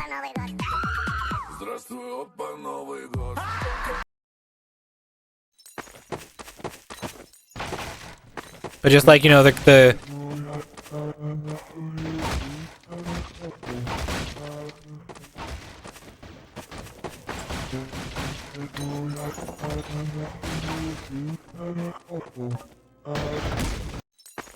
but yeah, that's basically like, it's funny to think that all of these like weird meme things are all using like all using that sort of like that AI that was generated inside and made as a tool for Left 4 Dead. And obviously this video here by Gargan talks very like in depth about how it sort of like works. If you've been on the internet for long, these probably look familiar to you. This is a neck spot. Neck spots have recently had a resurgence in popularity, most of the time shown as a rogue PNG that the player aimlessly runs away from to see how long they can survive. Though the perception of neck spots is mostly comical, their existence brings up a question. Why are they so unnerving? After we take a deep dive into their history, technology, and psychology, we'll take that information to make our very own ultimate neck spot. Before making our own, let's understand a bit about these things. For those that don't know, neck spots are not new. Valve, while making So it scares me wonder how good it would work if we use it on real AI IRL.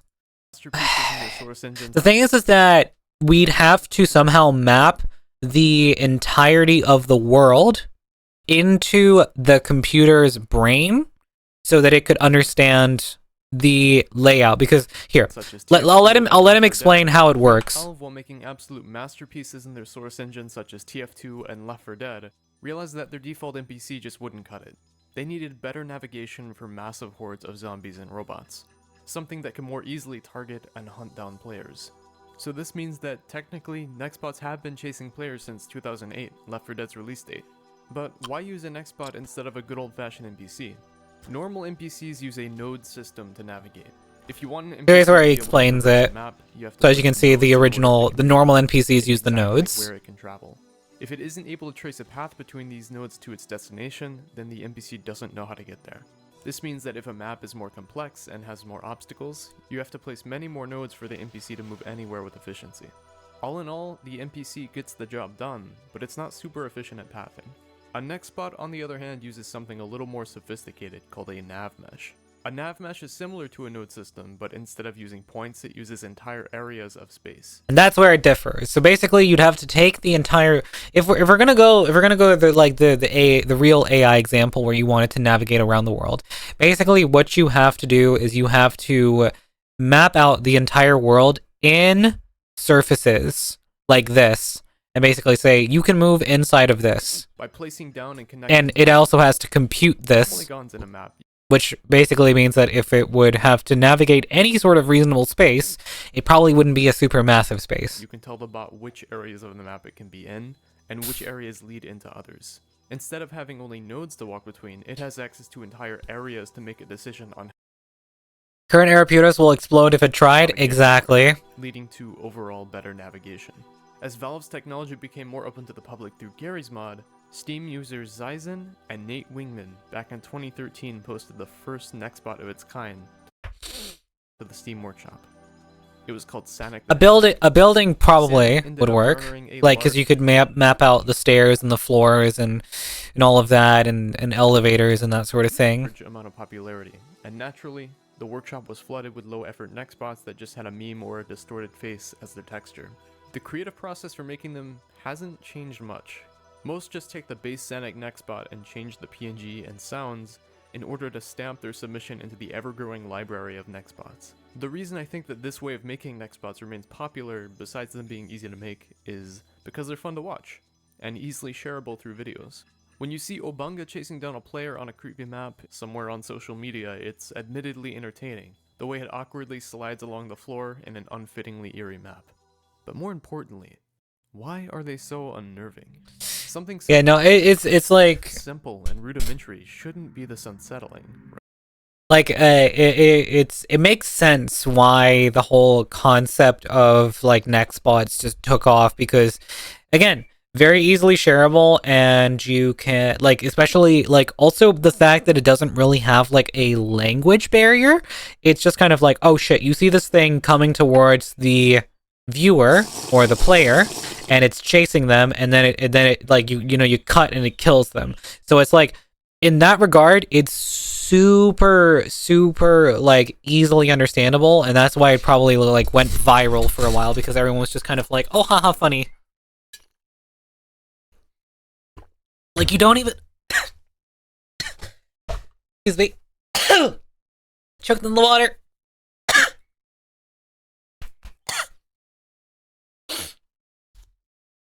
What I was gonna say was, she's drowning, someone help her. I must do alert, but please don't, but please do a sippy and don't choke. Basically what the whole, like, psychology, wait till I'm there for that. I mean, what?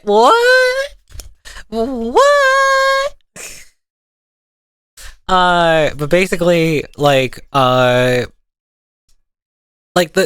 whole, it makes sense. It's a perfect storm for like sharing it, because the AI, or like the Nextbots themselves, I mean, kind of like have this sort of like innate like eeriness to them, and it just kind of like, it makes it like fun to like just share that around to your friends to kind of like scare them a bit, or like off put them slightly. So that's, I can definitely see like the viralness of it for sure. But now he's gonna get into like the psychology of like why it's like they're scary. Right? But something about them makes them almost scarier than NPCs or AI with fully fledged models and animations. What exactly does a Nextbot have that others don't? Be honest, have you ever seen an AI move like this before? Being chased by a picture feels like it just shouldn't happen in a game, so when it does, it almost feels like a subtle nod to the fact you are playing a game, a sort of fourth wall break. They also render as if they don't exist in the game's world, instead rendering like evil— Marcini, thank you for the raid, I appreciate that! Bah! Welcome in, raiders! Hi! I hope you're all doing wonderfully. I hope you're all having a great day. Welcome in, everybody. SD Aurora, Violet Haney, Mercinia, welcome in, everyone. I hope you're all doing well. For anyone coming with a raid, hi, I'm Rise. I'm your local cybernetic Fox VTuber and your motherly friend, and I hope you're all having a wonderful day today. Welcome to my little safe space on this corner of the internet, where we try to make everyone feel welcome and accepted. So if that is anything that interests you, feel free to stick around and have a good time. Currently watching a very fun video by Gargan. It came out a while ago, and I've already watched it a few times, and I'm just adding some extra commentary. We're looking into, like, you know, the Nextbots and stuff. Passing the raid through all the TwitchConners. Oh, shoot! Oh, God. I have forgotten so many people who I, like, met and encountered at TwitchCon. But you know what? Thank you so much for the raid. I really do appreciate that. Oh God, I'm trying to see if I like, if I member. Do I member? Oh God. I will be really honest. I totally like forgot who all I met and who all. You had the big trans flag. Yes, that is me. Correct, that is me. I did have the giant trans flag. You know what? That's great that people remember that. You know what? I feel very honored to have left a legacy of that sort, and I'm probably for next year's TwitchCon gonna bring it again, because it's a really great, like, it brings in the right people, I would say. Definitely a lot of the time. Yeah, so the plan is definitely to go to TwitchCon again and do it again, because it's always a lot of fun when that happens. But yeah, so for anyone who hasn't, actually, I could probably pull up like a photo from last year and show that on stream, because I haven't worked through the photos from this year, and we're still planning Let's Trans Up Berlin. Hell yes, we should. Let me see if I can find the pictures here. Stream assets, and we have TwitchCon, we have photos here. That's just in. I need from the actual con days.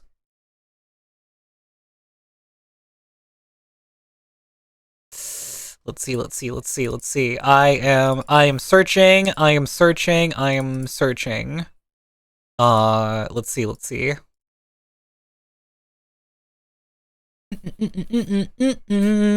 Da da da da da da da. Looking around.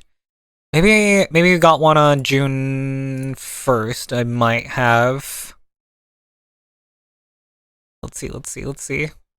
I'm just trying to see if I did end up getting a photo of me holding the trans flag, like in proper full. Oh wait, hold on. I think I might have from the. Oh yeah.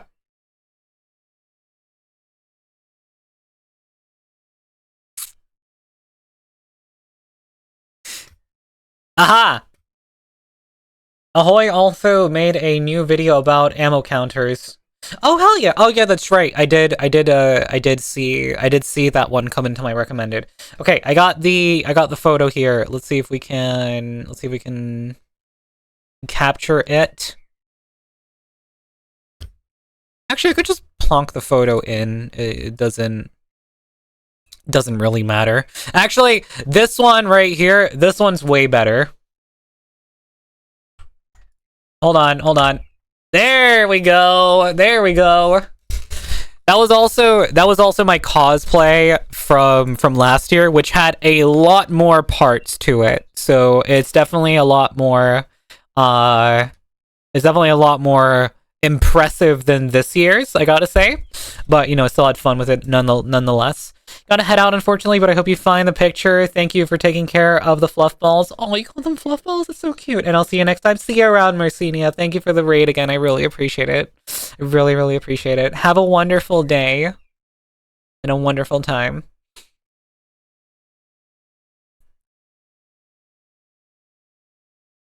No, yeah, some very, very, very like fun photos from that year. It was great. It was such a great time. And I feel like my cosplay was kind of a bit compared to last year, but that's also just because like there were so many like parts kind of like missing from this one, I feel, and I definitely need to like work that out for next year.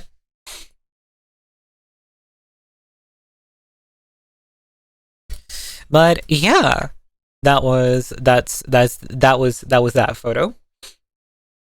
UI elements coming towards you. And not only are they coming towards you, they are tracking you down with laser-like accuracy thanks to their nav mesh pathing. Although with nextbots being more of an experiment than anything, most of them haven't been designed with a great horror experience in mind. Nextbots will always chase you down. When you are always chased, you have no time to feel shivers down your spine and realization that something is coming after you. You're only focused on running away and avoiding this thing. It is like, you know, like the chase aspect. Thank you for the poop. The chase aspect is definitely like a very. It's not a nose pick redeem. God fucking damn it. I'm about to move it to the cheeks so you guys can't boop my nose anymore. The very like interesting thing with the chase though is that you're in constant flight mode, which is almost sometimes, and also with those like very like near misses, it really like spikes your heart rate and gets your adrenaline like pumping for a sec when it like happens in game. So that's one thing I also notice. Gmod maps are terrifying. Walking around on a Gmod map alone is enough to build tension in someone. GM liminal space. This is just one example of a terrifying map. Walking through the first hallway, I felt the liminal being directly injected into my veins. Eerie, terrifying, and depressing. The amount of effort that was put in to create a map that Yeah, no, all of these maps are super, like, you know, on their own inherently creepy. But their effort mixed with a loud screaming nextbot can ruin the experience. All that tension is gone because our focus is elsewhere. We need to make an entity to direct that creepiness of the map towards. We need to make the entire map feel alive and like it's watching you somehow. And the map isn't the only thing we can utilize.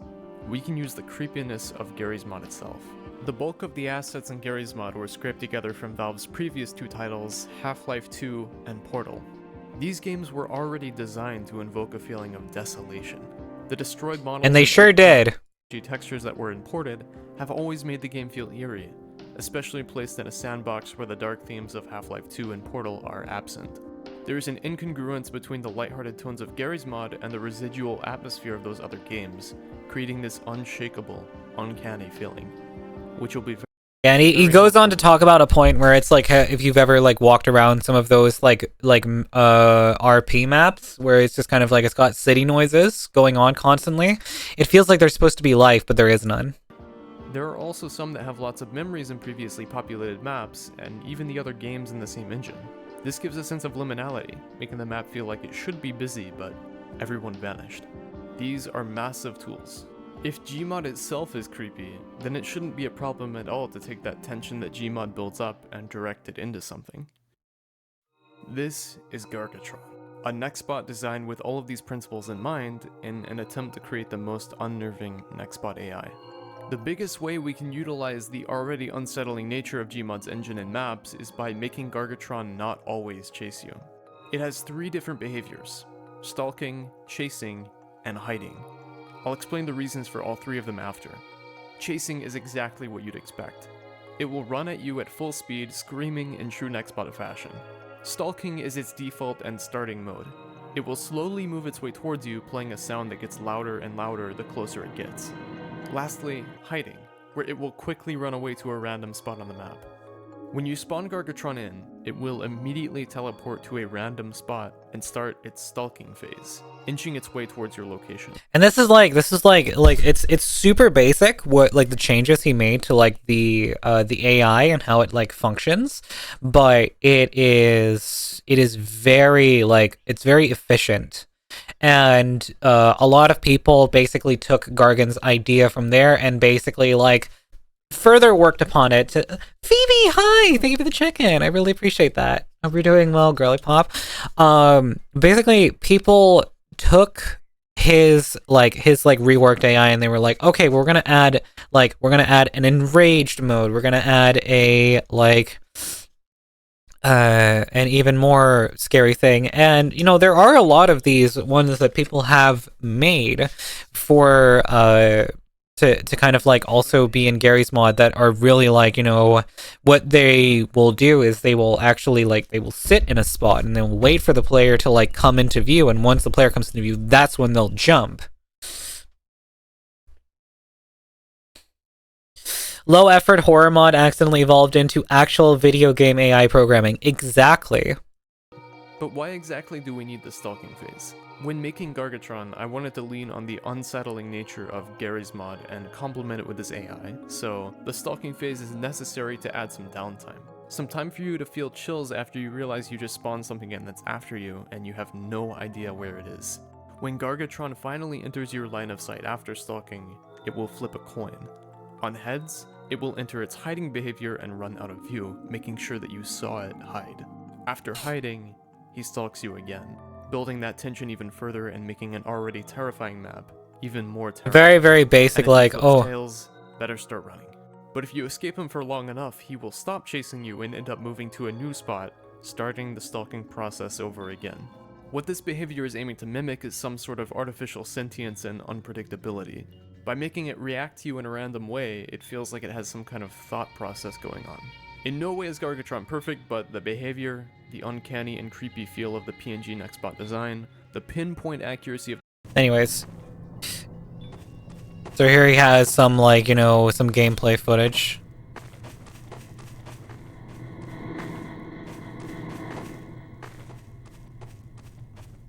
That was like an almost chase, but not quite.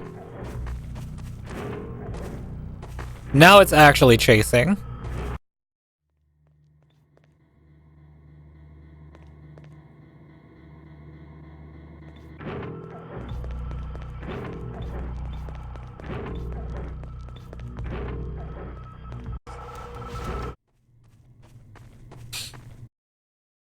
Well, you can tell that made him jump a little. Yeah, exactly. And it's like, it's unnerving.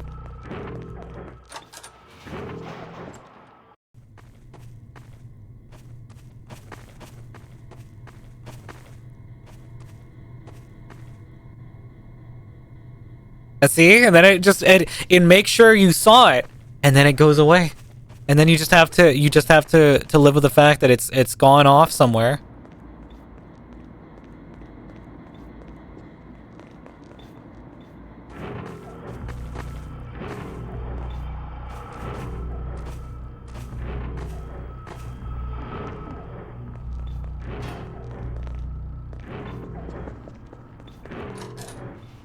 And again, it's again that accuracy that laser accuracy that the next bots have, where it will chase and it will chase and it will chase.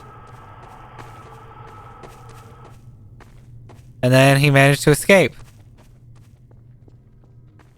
And now he's back searching once again. If you enjoyed this video, there are more on the way. Subscribe if you don't want to miss them. I make all kinds of wacky videos that I think you'll enjoy. And I even stream on Twitch. The final one. This is the final picture. Check that out if you want. Dude, Iron Lung, the ending of Iron Lung is so good. It's like everything is building up to that moment there, and it's so good. Like, I really liked Iron Lung, the game, and I also really like the movie.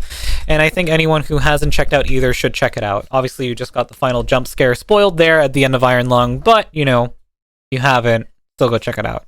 The tension is worth it, just alone. Alright, I am going to be right back very, very shortly. I really need some more water. I have a really funny clip of Nextbots. Ooh, send it over, Phoebe, if you have it. I would love to see it. Anyways, I'm gonna be right back. I'm gonna be like 2 minutes.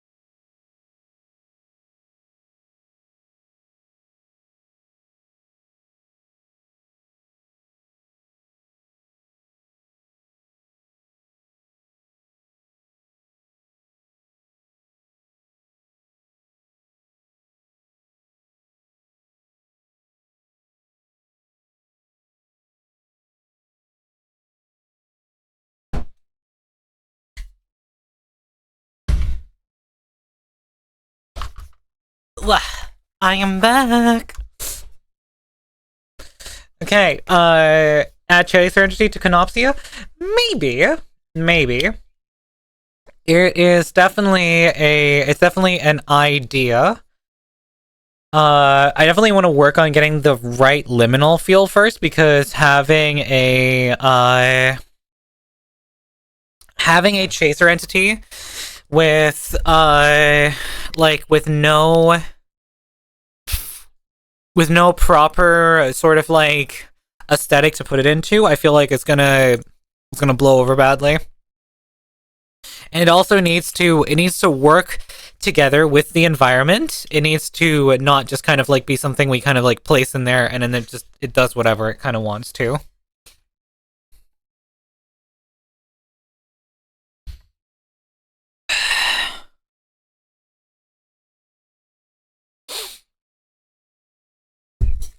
But yeah, I mean, in the future, there's a reason why I'm focusing on the level generator. True.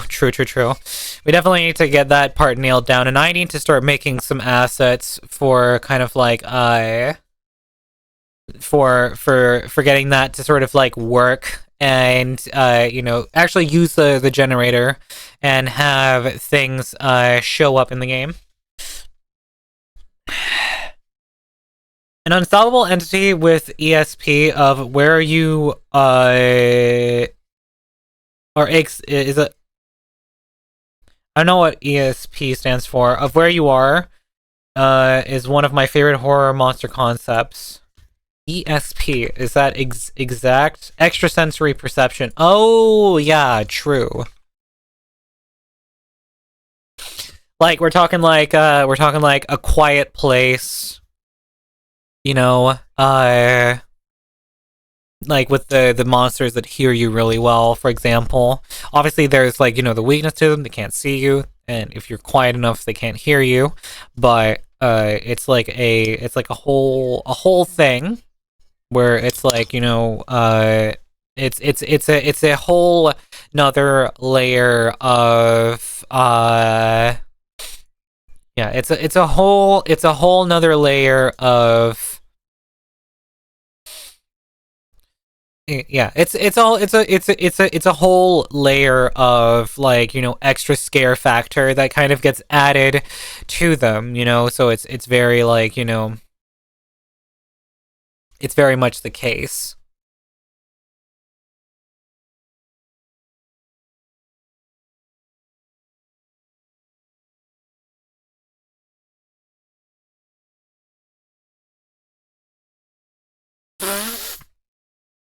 That is fucking hilarious. That is fucking hilarious, Phoebe. Hold on. I need to show this to stream. That was a snipe. That they got sniped. Hold on. I need to show this. How do I show this best? I think I need a window capture.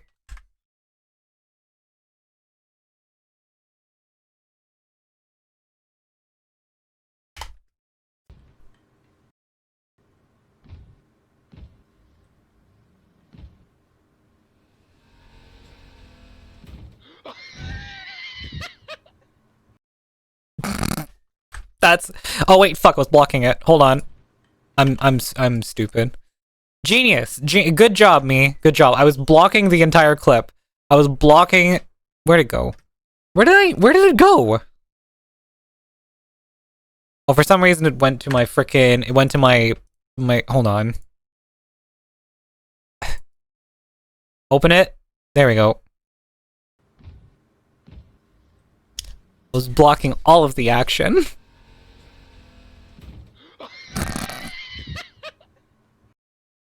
That is fucking amazing. That is absolutely amazing. I was gonna do Nextbot chases at some point with some people, and I wanted to use some of those like really yeah, I got absolutely blasted there. Yeah, true. I know, it's fucking amazing. It's hilarious.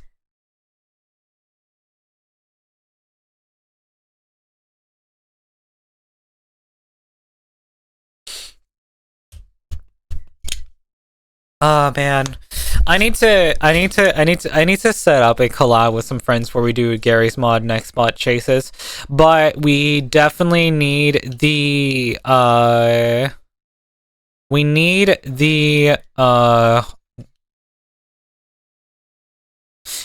that whole. There are some incredible FNAF next spots. They are 3D models too. Oh yeah, I've seen those, I think. But there's also just some of the really, really like unnerving ones where, like, I got a whole like library of them at one point. Let me see if I can quickly boot up like something real quick, just to kind of like see what we've got going here.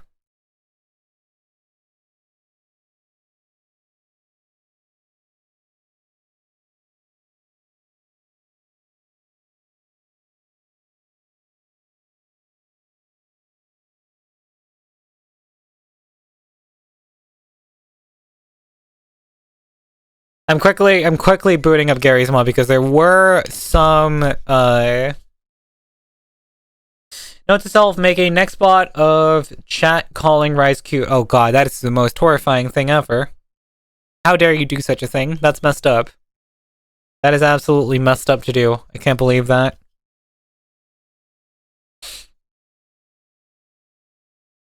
Oh great, my game is crashing and I haven't even gotten into it yet. This is amazing. This is really, really amazing. Glizzy, thank you for the check-in. I appreciate it. Also, hi Dylan, welcome in. I hope you're doing good.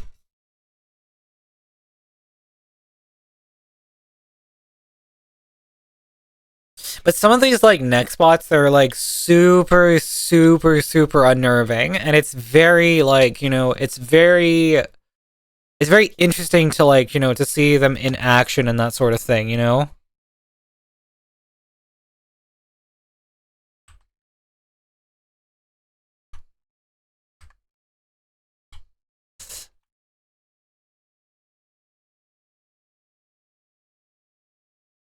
But basically, what ended up being the sort of like, what ended up being like the case, so to speak, is, we ended up with like I ended up with a very, very like straightforward like mod pack here. And what it basically has is it has like a few like overhaul mods for like the camera and stuff, but it's like the movement is very like, you know, it feels like, you know, we're moving around in like 3D space and stuff. We're running. And then you just, you know, you just find, you know, some neck spots and stuff, and you get some of these like really, really fucking like scary ones. And it turns really, really terrifying like very quickly. There's one right there called Father. Now he actually, I don't know if I want to do Father, because basically what he does is he hides somewhere. Oh, cameras like that always make me nauseous. You know what? That's fair. But basically what happens is that he goes somewhere on the map, he hides, and then as soon as you go into like sight of him, he just absolutely like darts at you, and it is fucking terrifying. It is absolutely fucking terrifying. Like, you know, we have the very like standard ones. It's like, yeah, it's like you don't expect much from it, you know? You don't expect much from it. But some of these other ones are like very, very, very like scary. And some of these I don't even know how they are like supposed to work. Like that one's just called Faker, and it just goes somewhere on the map, and I have no idea how some of these like work. I know how Terminus works. What? Oh Jesus. He teleported and then he saw me immediately, and then he's like, okay, time to chase.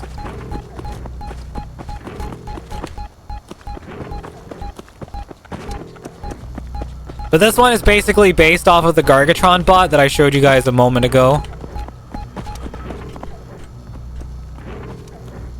Oh hey, he teleported into the thing there. Hi bud. Oh my god, that's the alien isolation detector. It is. Hey bud. Wait, what? Oh.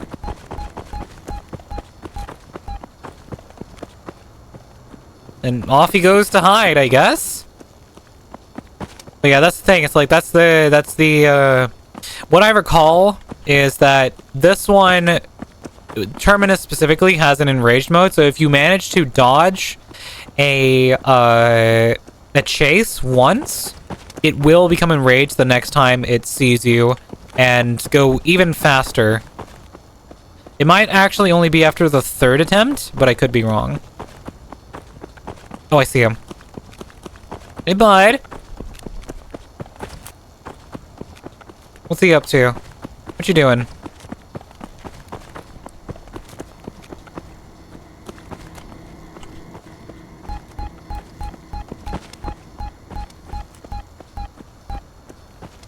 Dude, the beeping as he just kind of like hides. You meant to be just chatting? I mean, I'm making like a very, very quick demo, so it's not like it's not like a massive deal. But thank you, Shiver, for checking. I appreciate it. But yeah, it's very like rudimentary and that sort of thing. And I really want to like, you know, actually get some people together for this, but it also just requires that people are actually interested in this. I have a few people who are interested in Gary's mod, but they might not be interested in specifically this. And that's the thing, you know. That's the thing. I am interested. Phoebe, you are officially invited. I'm people. Varu, you're invited. I know someone else who is too. That's great. That is perfect. We love that. AKA Rain? I definitely don't know Rain, but that's perfect, honestly. My boyfriend. Oh, okay. I see.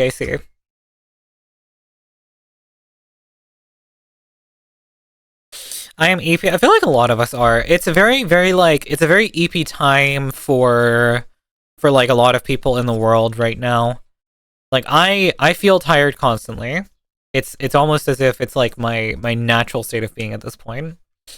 Also, I forgot to say this, Dylan. Thank you for the check-in. I really appreciate it. Angry EP? That's worse, honestly. But I get it. I sometimes feel like that too, you know. Annoyed about being so tired. That's how I feel a lot of times, actually. A lot of times. And it's really annoying.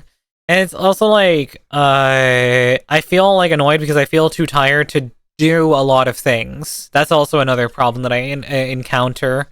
I encounter being too tired to like want to do a lot of stuff. And it sucks because it's like I really want to do more stuff. I want to like do a lot of things and plan a lot of things and that sort of stuff, but it just never really like ends up happening. By the way, Varu, did you upload the latest version of the project to Perforce? Did you submit that? Because I am actually curious about something. I did, yeah? Okay, awesome. Hold on. I'm going to quickly grab it, and because I don't know if people have seen it on stream, and I really would like to show everybody what we have. Okay, let me Epic Games launcher this. Gotta get, commit, and push. Yep, exactly. Except it's submit. Can I comment to VC explain how to use it? Yes, feel free to, Rue. Feel free to. I think that's probably the best thing to do. No? Okay, I think this is the right version of the project, but I could be wrong.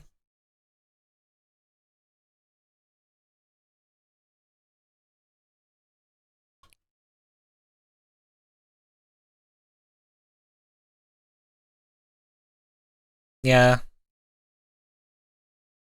Target file does not exist. Would you like to build the editor? Yes. Hi, Varu. No, you not need to build the editor. It asked me to. I opened the... I don't know if I got the wrong version. If it be no, yeah, you got the good version. If it builds, perfect. But that's weird. It shouldn't be asking you to do it. I'm very laggy. Okay, here we go. Yeah, compiling something will max out your CPU. Ah, but of course.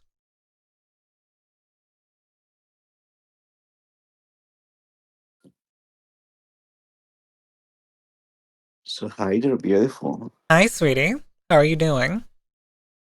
Um, I think I worked too hard and now my head is hurting. Real. That is so real. Okay, it's taking a long time to do this. I don't know if Can you I should be... click on slow log just to see what it's doing? Yeah, 1 out of 18. That's correct. It's Okay. doing. Sweet. I was just making sure. There we Oh yeah, go. you can go. Let's go. Anyways, me lurkies, thank you for the lurk, Phoebe. I appreciate it. Alright, I might as well for the last little bit here. Set game. What is it? What is it? Software and game development? Is that the category? Software and game development or just chatting. At this point, I feel like Twitch categories are like A suggestion. Yeah. Also, it didn't work. Whatever. What do you mean didn't work? It didn't work to change the category because I spelt it Oh, wrong the or something. category. Okay, I thought you meant like the engine. No, that's still loading. I'm gonna load Okay, you. I am gonna be in the test level, I believe. Yeah, this is level agnostic because it's just generating the graph, so you can just create an empty level so things are not super laggy. Okay. What if I just use one of my test levels? Is that... Oh, yeah, that works. Okay. Okay. Let I me presume what you just want to show quickly is pull the... up... Yeah, okay, I got Unreal up on the screen. There we go. Oh, it's because it's and not an ampersand. Oh, Twitch, you fucking bitch. Thank you, Shira, though. I appreciate it.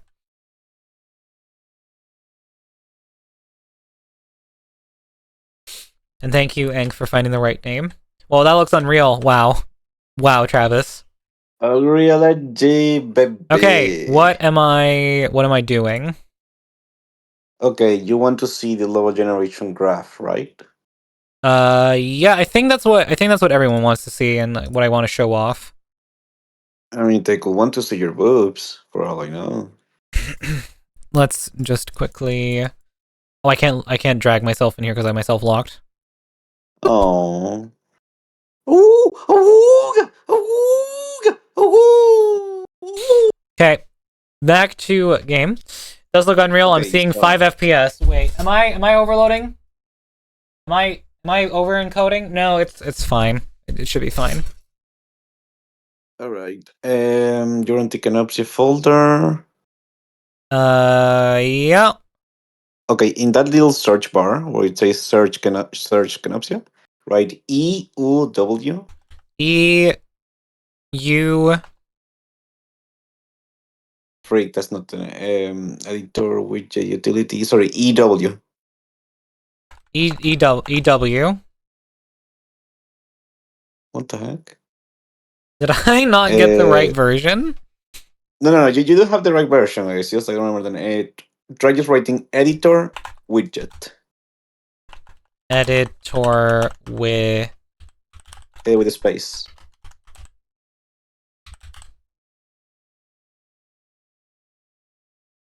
Editor utility widget prevalent. This First one? Yeah. And click on content. Yeah. Okay, what the frick?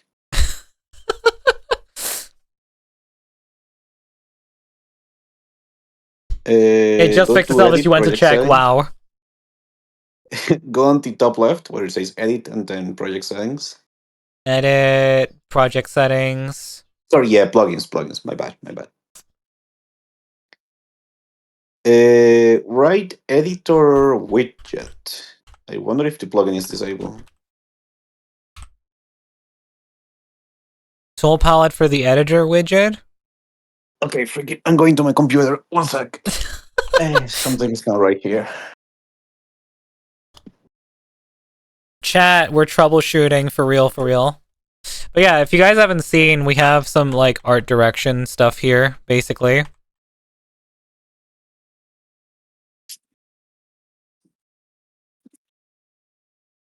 Right, milady, I'm here. Awesome.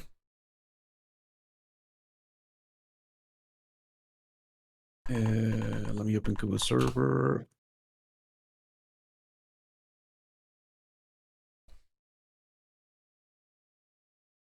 Did you tell people the the reason why the project has misspelling on its name? Oh, the reason why it has misspelling? Did people ask about that? No. I'm just wondering if they know.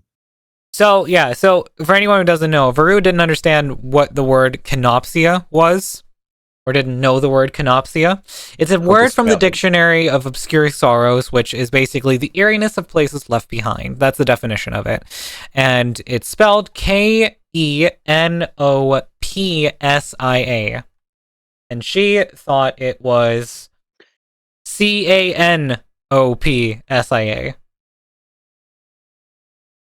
So, and then I told her no, it's with a K, and then she thought it was Ka. Because I didn't think she got A. I thought she had E already. Yay. But the overall aesthetic of the game, well, this is okay, to be fair, this is very much not like the final aesthetic of the game. This is just me trying out art direction stuff. Let me see your performance. I think I see the problem. Sorry, your editor. In the Canopsia folder, do you have a subfolder called UI? No, I don't. Okay, you don't have the latest revision then. Okay. I might have opened the wrong project. I don't put that against, because I had 2 in my Unreal library. I'm trying to. Oh, I didn't submit my stuff. Wait, no. Wow. No. Hold on. Hold your horns. Okay, yeah, I didn't submit my stuff. Submitting missing stuff. Let me take that one off. Okay.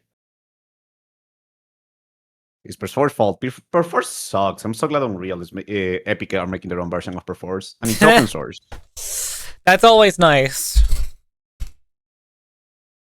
Okay, it's submitting. It shouldn't take long because I have a gigabit. Yeah, take your time.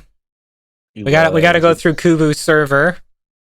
Yeah, for anyone who doesn't know, the server that we use for the push and pull for this project is running off of Kubu's hardware in Poland. It's a very international project, this game. You don't sound kurwa. Did you do it? 67%. Okay. 6-7. Stop! No, I don't think I will. Oh, my head. Troubleshooting Unreal. Oh my god, Aaron Mouse is playing. She's playing Mecha Chameleon. Oh my god, that's crazy. So many people are already. That's crazy. It's almost as if people are.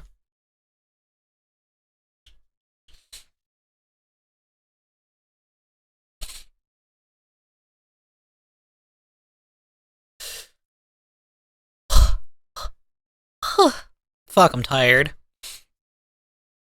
Relatable. It's okay, just Sorry. What were we saying? No, you. No, I didn't have anything to say. No. You may continue. I had nothing to say, Varu. Say what you were gonna fucking say, or I will piss. I'm going to get pissed off. My lady, I give you the speaking rights. I give you the speaking rights right back at your face. Uno reverse. Speak right now, or I will never be your friend again.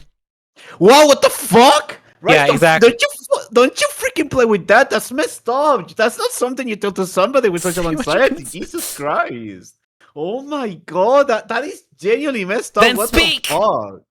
Still, but what the fuck? You could have told anything else. Jesus Christ! Can you promise me you'll never say that again, please? Yeah, okay, I won't say that again.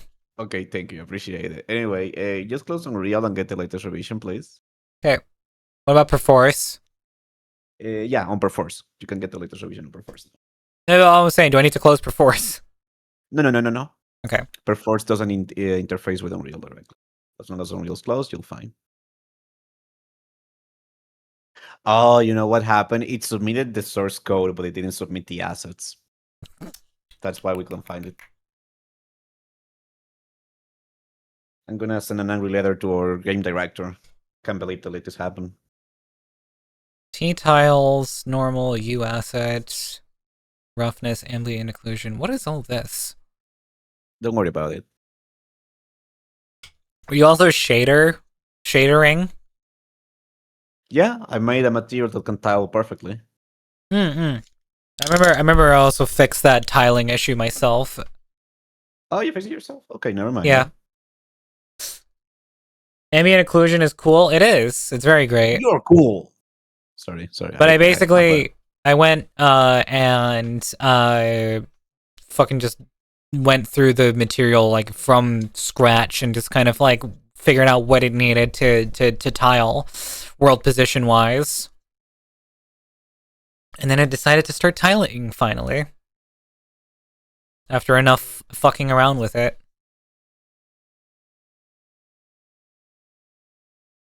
Copying files. Nice, you finally fixed it, eh? Yeah, we fixed it off stream, and I don't know if I ever showed the proper finished result of the tiles actually working.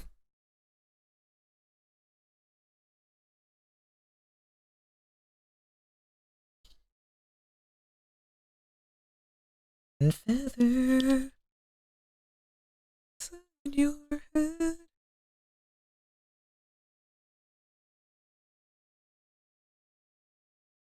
Okay. Yeah, there we go. That's a bit more. There's more stuff here now. Show me, Leon. We're coming home. We're coming home. Why is Unreal not showing up on screen? Good question. Stupid piece of crap. I agree.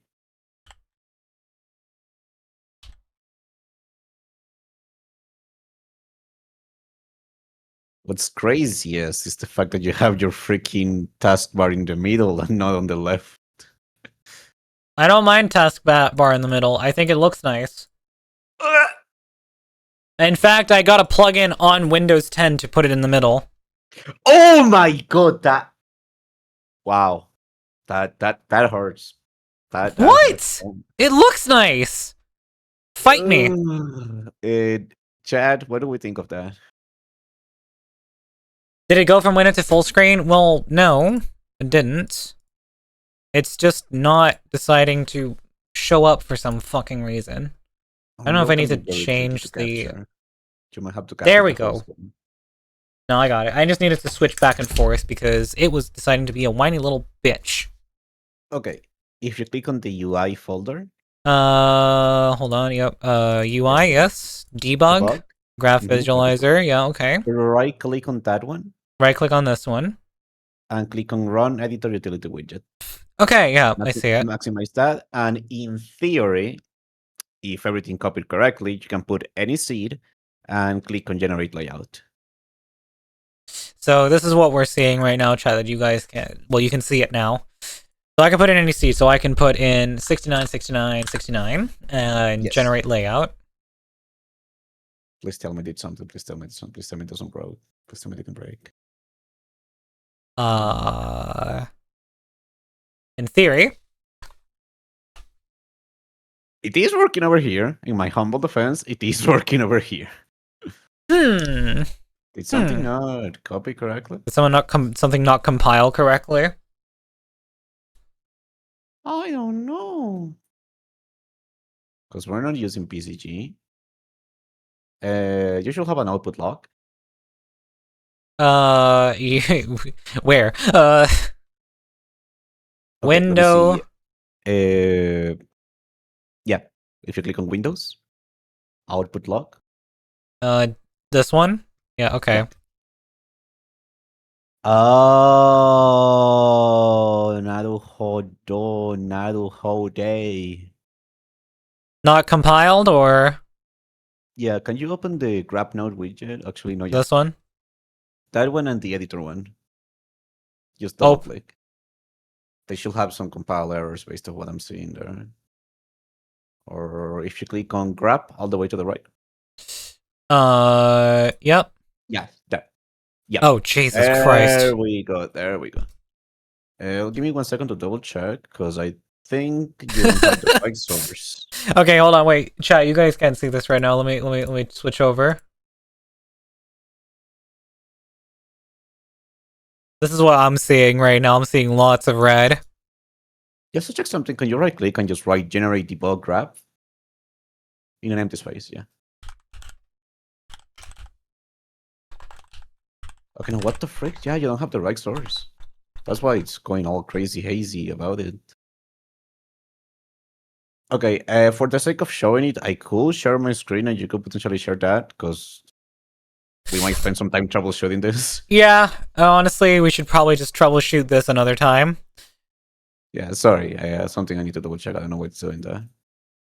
In any case. Okay. All right, I will share my screen to you and you should be able to have the thingamajig.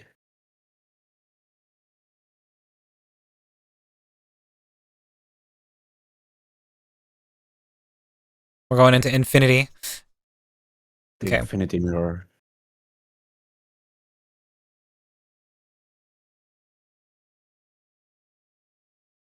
Okay, so basically, chat, to explain the way it's supposed to work is that it's supposed to basically take the seed that we put into it and then it will generate these tiles when Veru presses generate layout.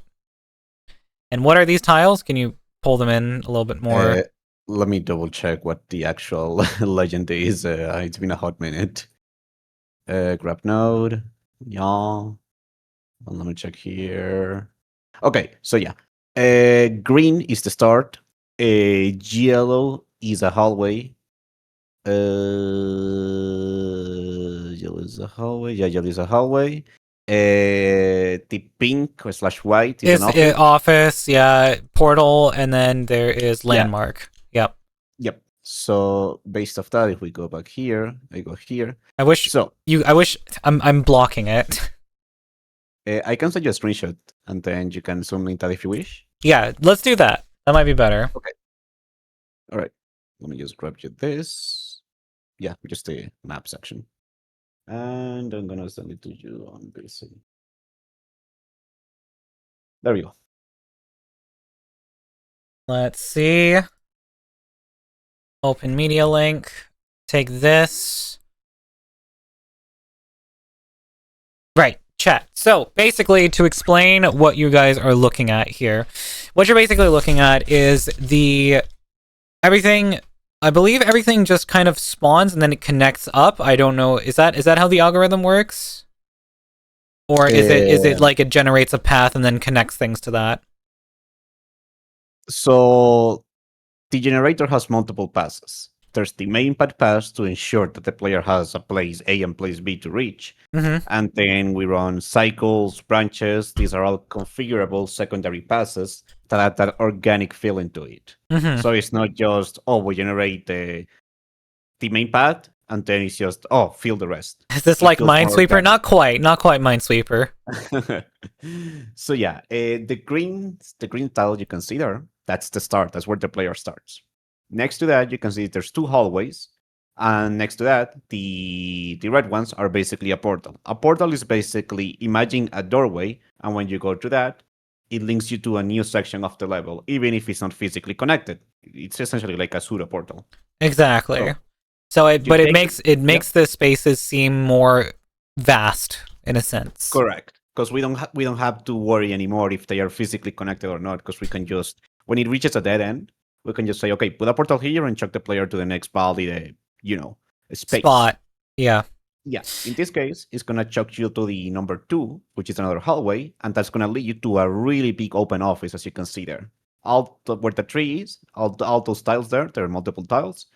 That's an office. You have another hallway, and to the left of that, you have a hallway that leads to nothing. It's a dead end. Actually, no, yeah, it is connected to the office, but you also have a doorway. That doorway will lead you all the way to the bottom,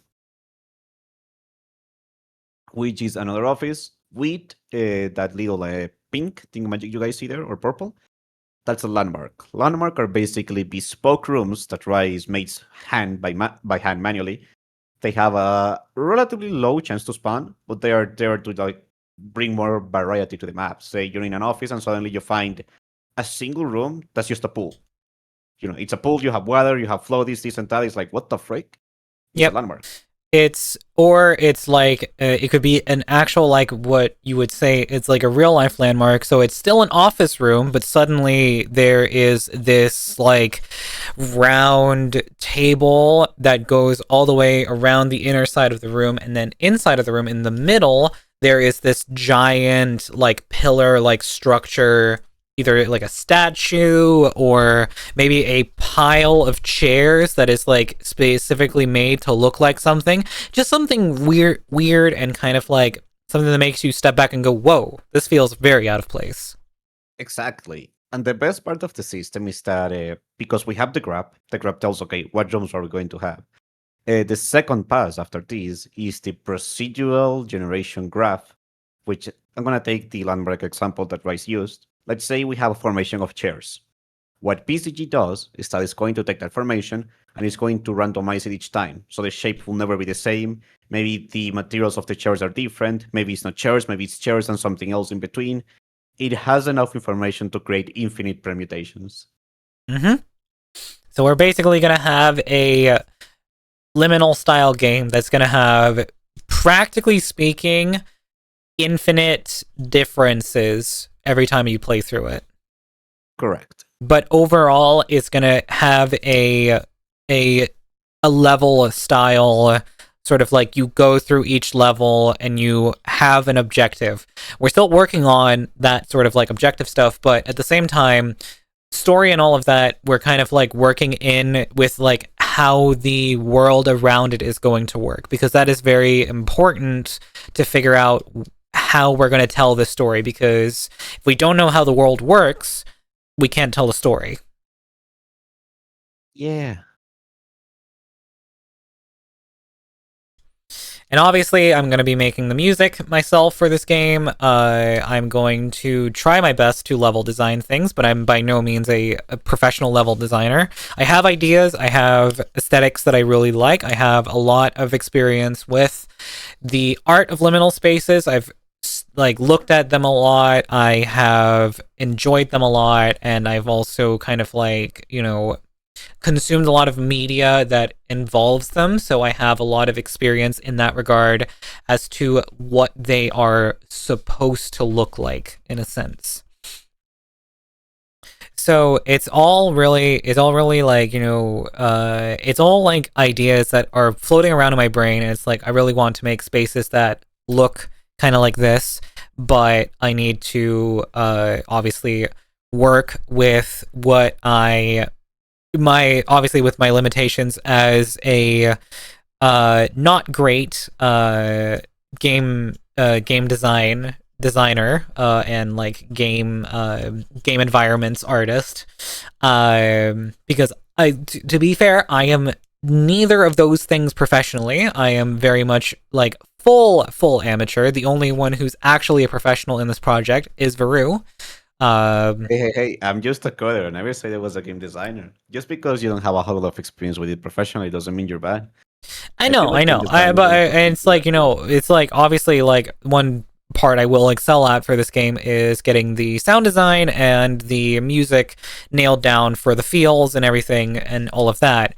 That's not going to be a problem. The sound effects too, like the Foley, like yeah. I'll probably what I'll do is I'll probably do a combination of synthesis and potentially also doing some like actual like field recordings. I don't have a microphone that I can like bring around with me, but I might use my my little like Rode microphones that I have. Yeah, I was about to say you have a lab, right? I have those that I can use. So it's not going to be perfect sound quality, but it is going to be something that I can use as sort of like pieces of it. And then I might also synthesize a lot of things where I'd probably like, if I want to get that sort of like fluorescent humbus of lights, what I might do is like go into here. I'm just going to quickly open up Ableton. And so we have like a an idea here. Why is... Oh, right. It wants to show Unreal Engine because Keysight is an Unreal application. Unreal Engine.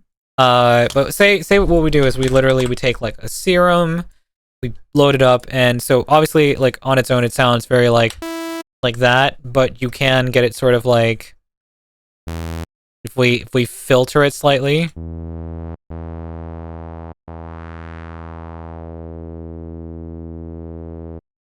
And with like the right amount of like filtering.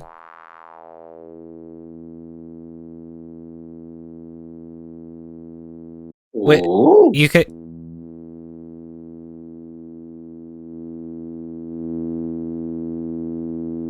I'm hearing music right now. Yeah. Hold on, let me pause the music. No worries.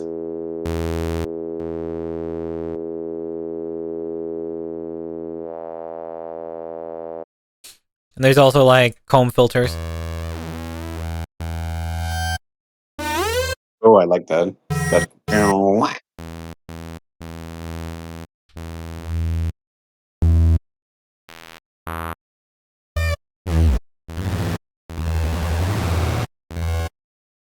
But yeah, you end up with a lot of like interesting things. But the whole idea is like if you want like a nice like a fluorescent sort of ordeal, you probably end up with like... You can also type text into the wave editor table and get the wave editor to say things. That's true. It's like you can go here, do I don't it's where's the editor for it? I'm trying to like remember how I do this. Do you remember? You know one sound thing that is really nice. I think you might enjoy doing. I don't presume you have played any of the Stalker games, right? No. Okay. In those games, when you start to get radiated, you get this like Geiger counter sound on the background. That as the Actually, radiation. Yeah. You mentioned Geiger counter. In Serum 2, there is a Geiger.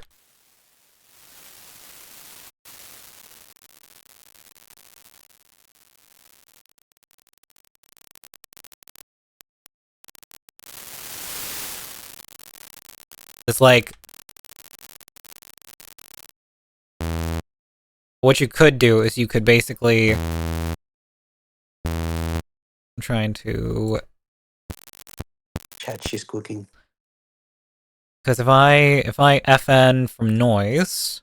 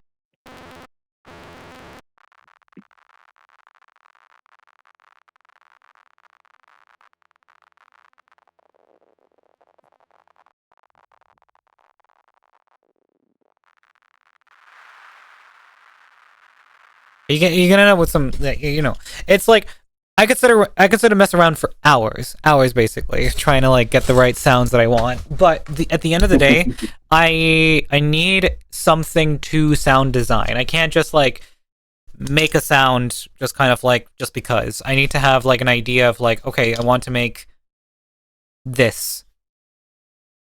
That's the beautiful thing, because this game is very, very sound driven.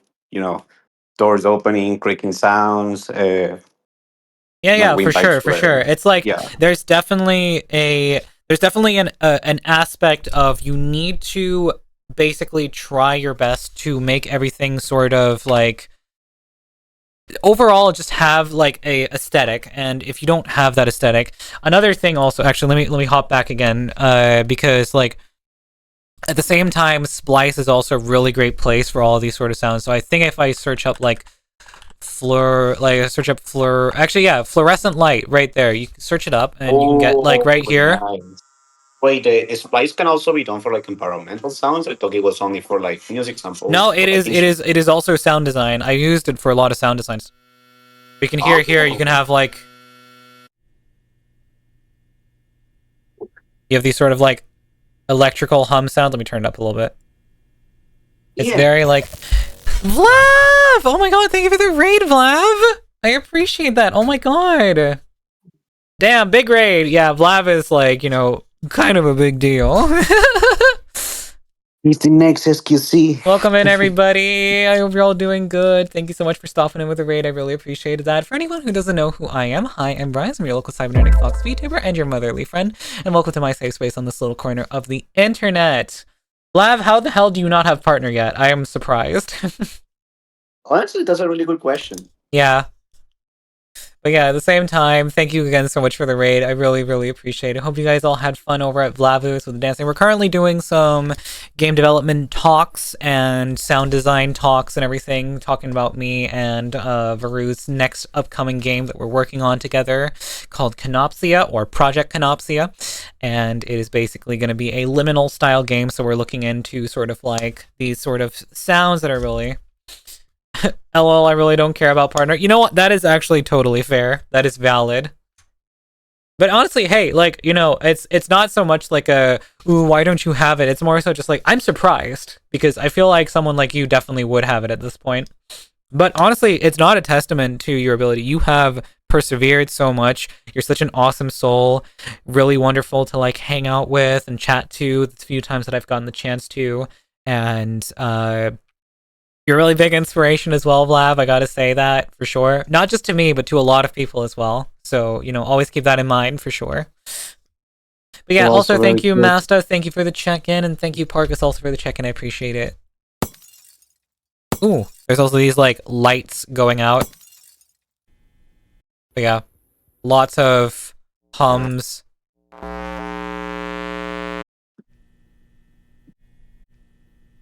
But yeah, you have like the standard like, oh, listen to this, and then boom, you're in the back rooms. But there's also like, it's like you could search up like something like horror wind, and you'll find these like, not that. You make absolute bangers. Wow. Hey, they're right. You do.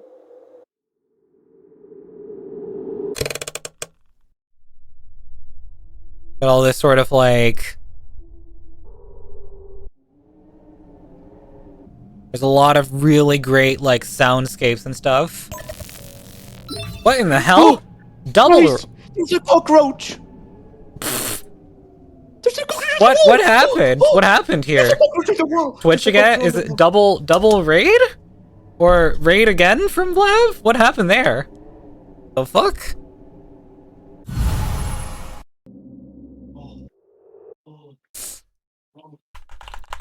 But yeah, like, there's so many great sounds.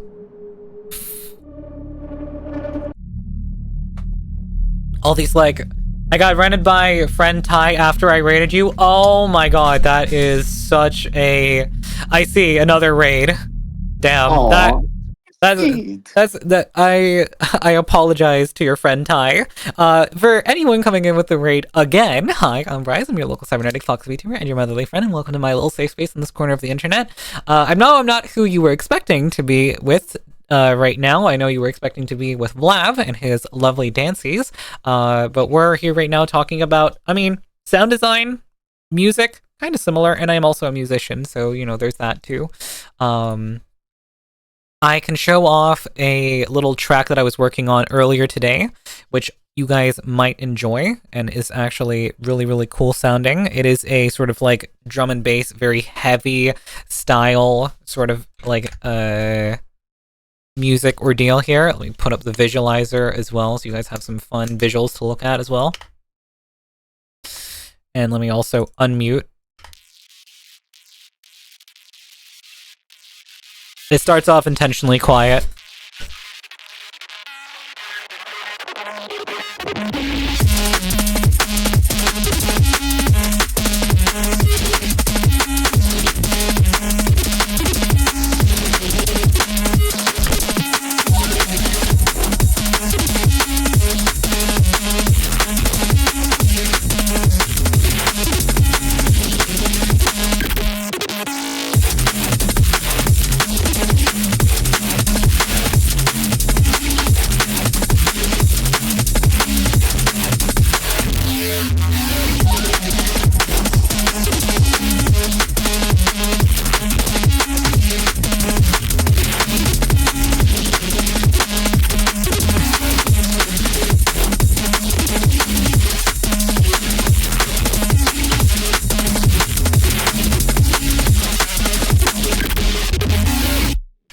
Joe was in game and saw you boot up episode 2. Did you finish it yet? Nope. And that was also an accident that I accidentally booted it up. I did not mean to boot it up. I meant to basically just look at the store page and relish in the fact that I haven't played. I still need to finish episode 2 and episode 1 of Half-Life 2. They are still in my to-do or to play. Yeah, no, some other projects that I've worked on in recent time as well is like this one here, which is a very fun, upbeat, okay, because I wanted to know what you think of that is why I asked totally okay, of course. So, I know, it's all good, Dutch, it's all good.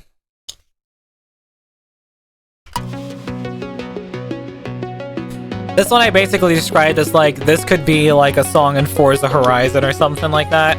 Totally KO from that, so I'm about to eat. That's fair.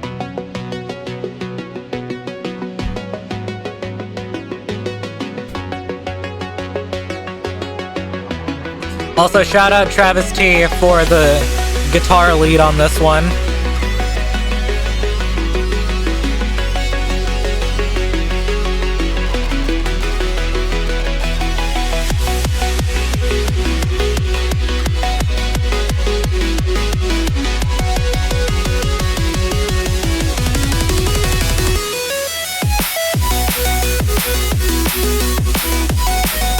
It's the happy drug. Yeah, that's right. It's true, Travis. It became such a summer vibe.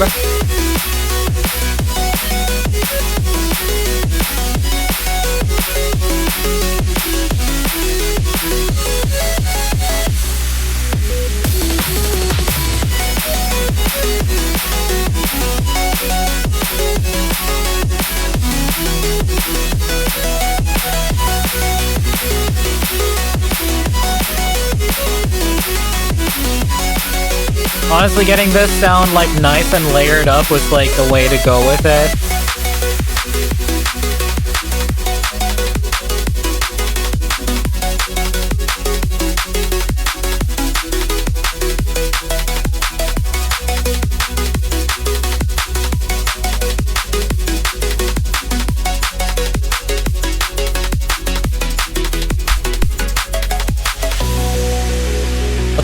Let's go from the happy track to the sad track.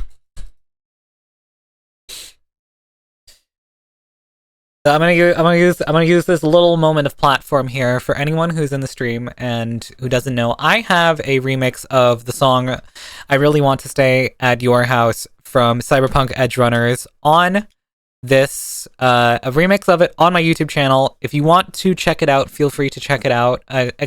!socials if you want to pull up the links and go and check it out that way.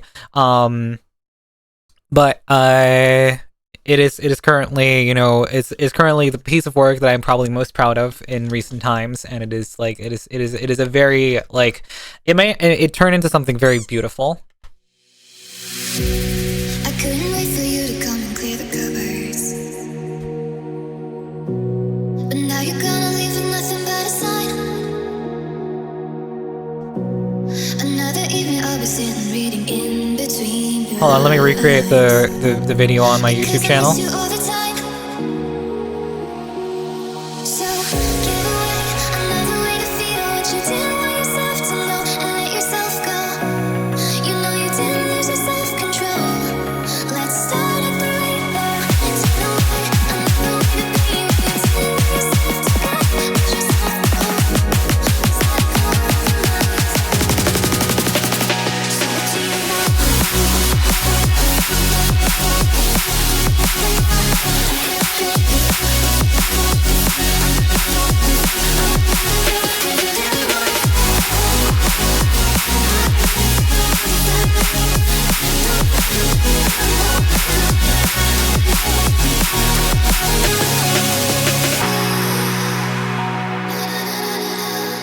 Exactly, it's time, Kubu. Cyberpunk Edge Runner Season 2 is here soon. And we're preparing ourselves by remembering how much we cried to this song.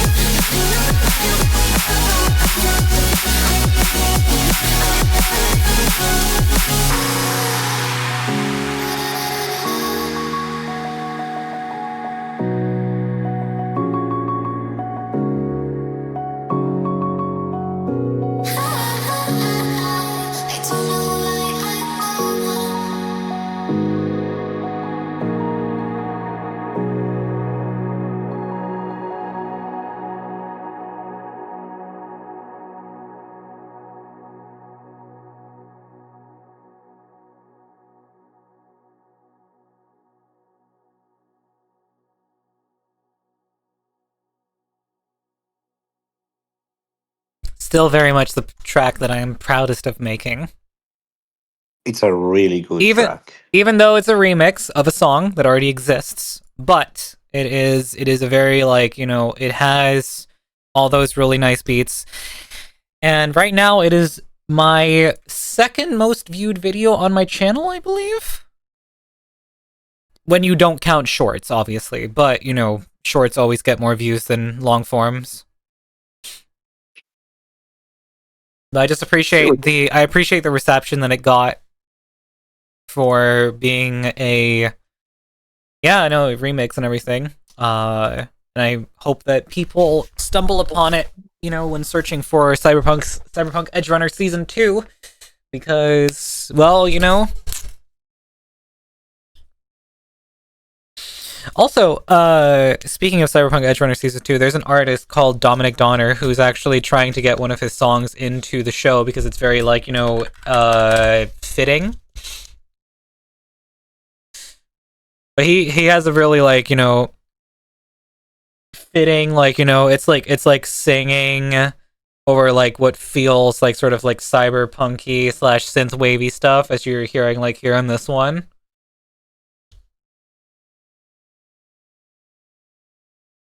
Do you see yourself doing any more like cyberpunk song remixes or? Maybe. It could always definitely go as something, I would do, and I even want to try to make, like, original songs in that sort of aesthetic.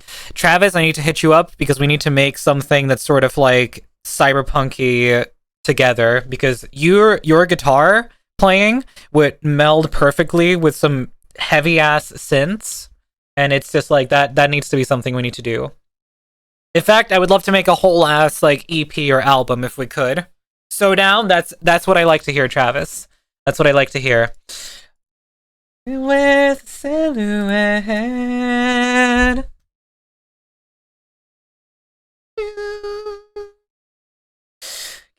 I go back to you.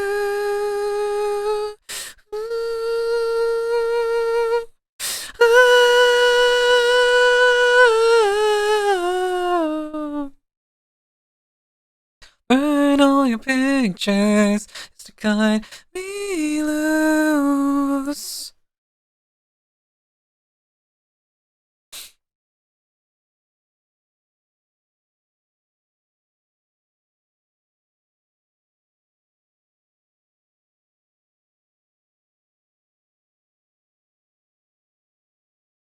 Wait, they're doing an IRL stream altogether? That's awesome. Yeah, Kuma, TP, and a bunch of other people from the circle got together for an IRL trip. That's sick. I love that, actually.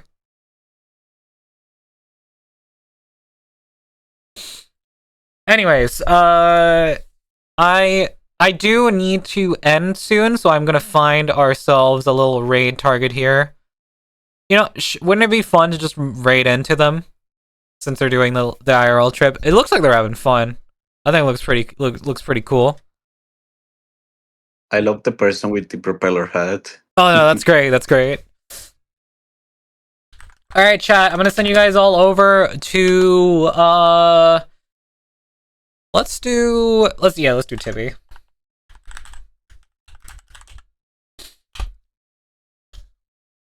We got Tippy, friend of ours, was on our show.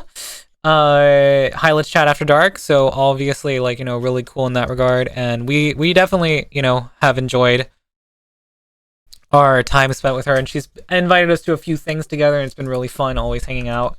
But yeah, if you guys would all join me for a little raid as we say goodbye here for tonight. Thank you guys again so much for being here. I really appreciate it.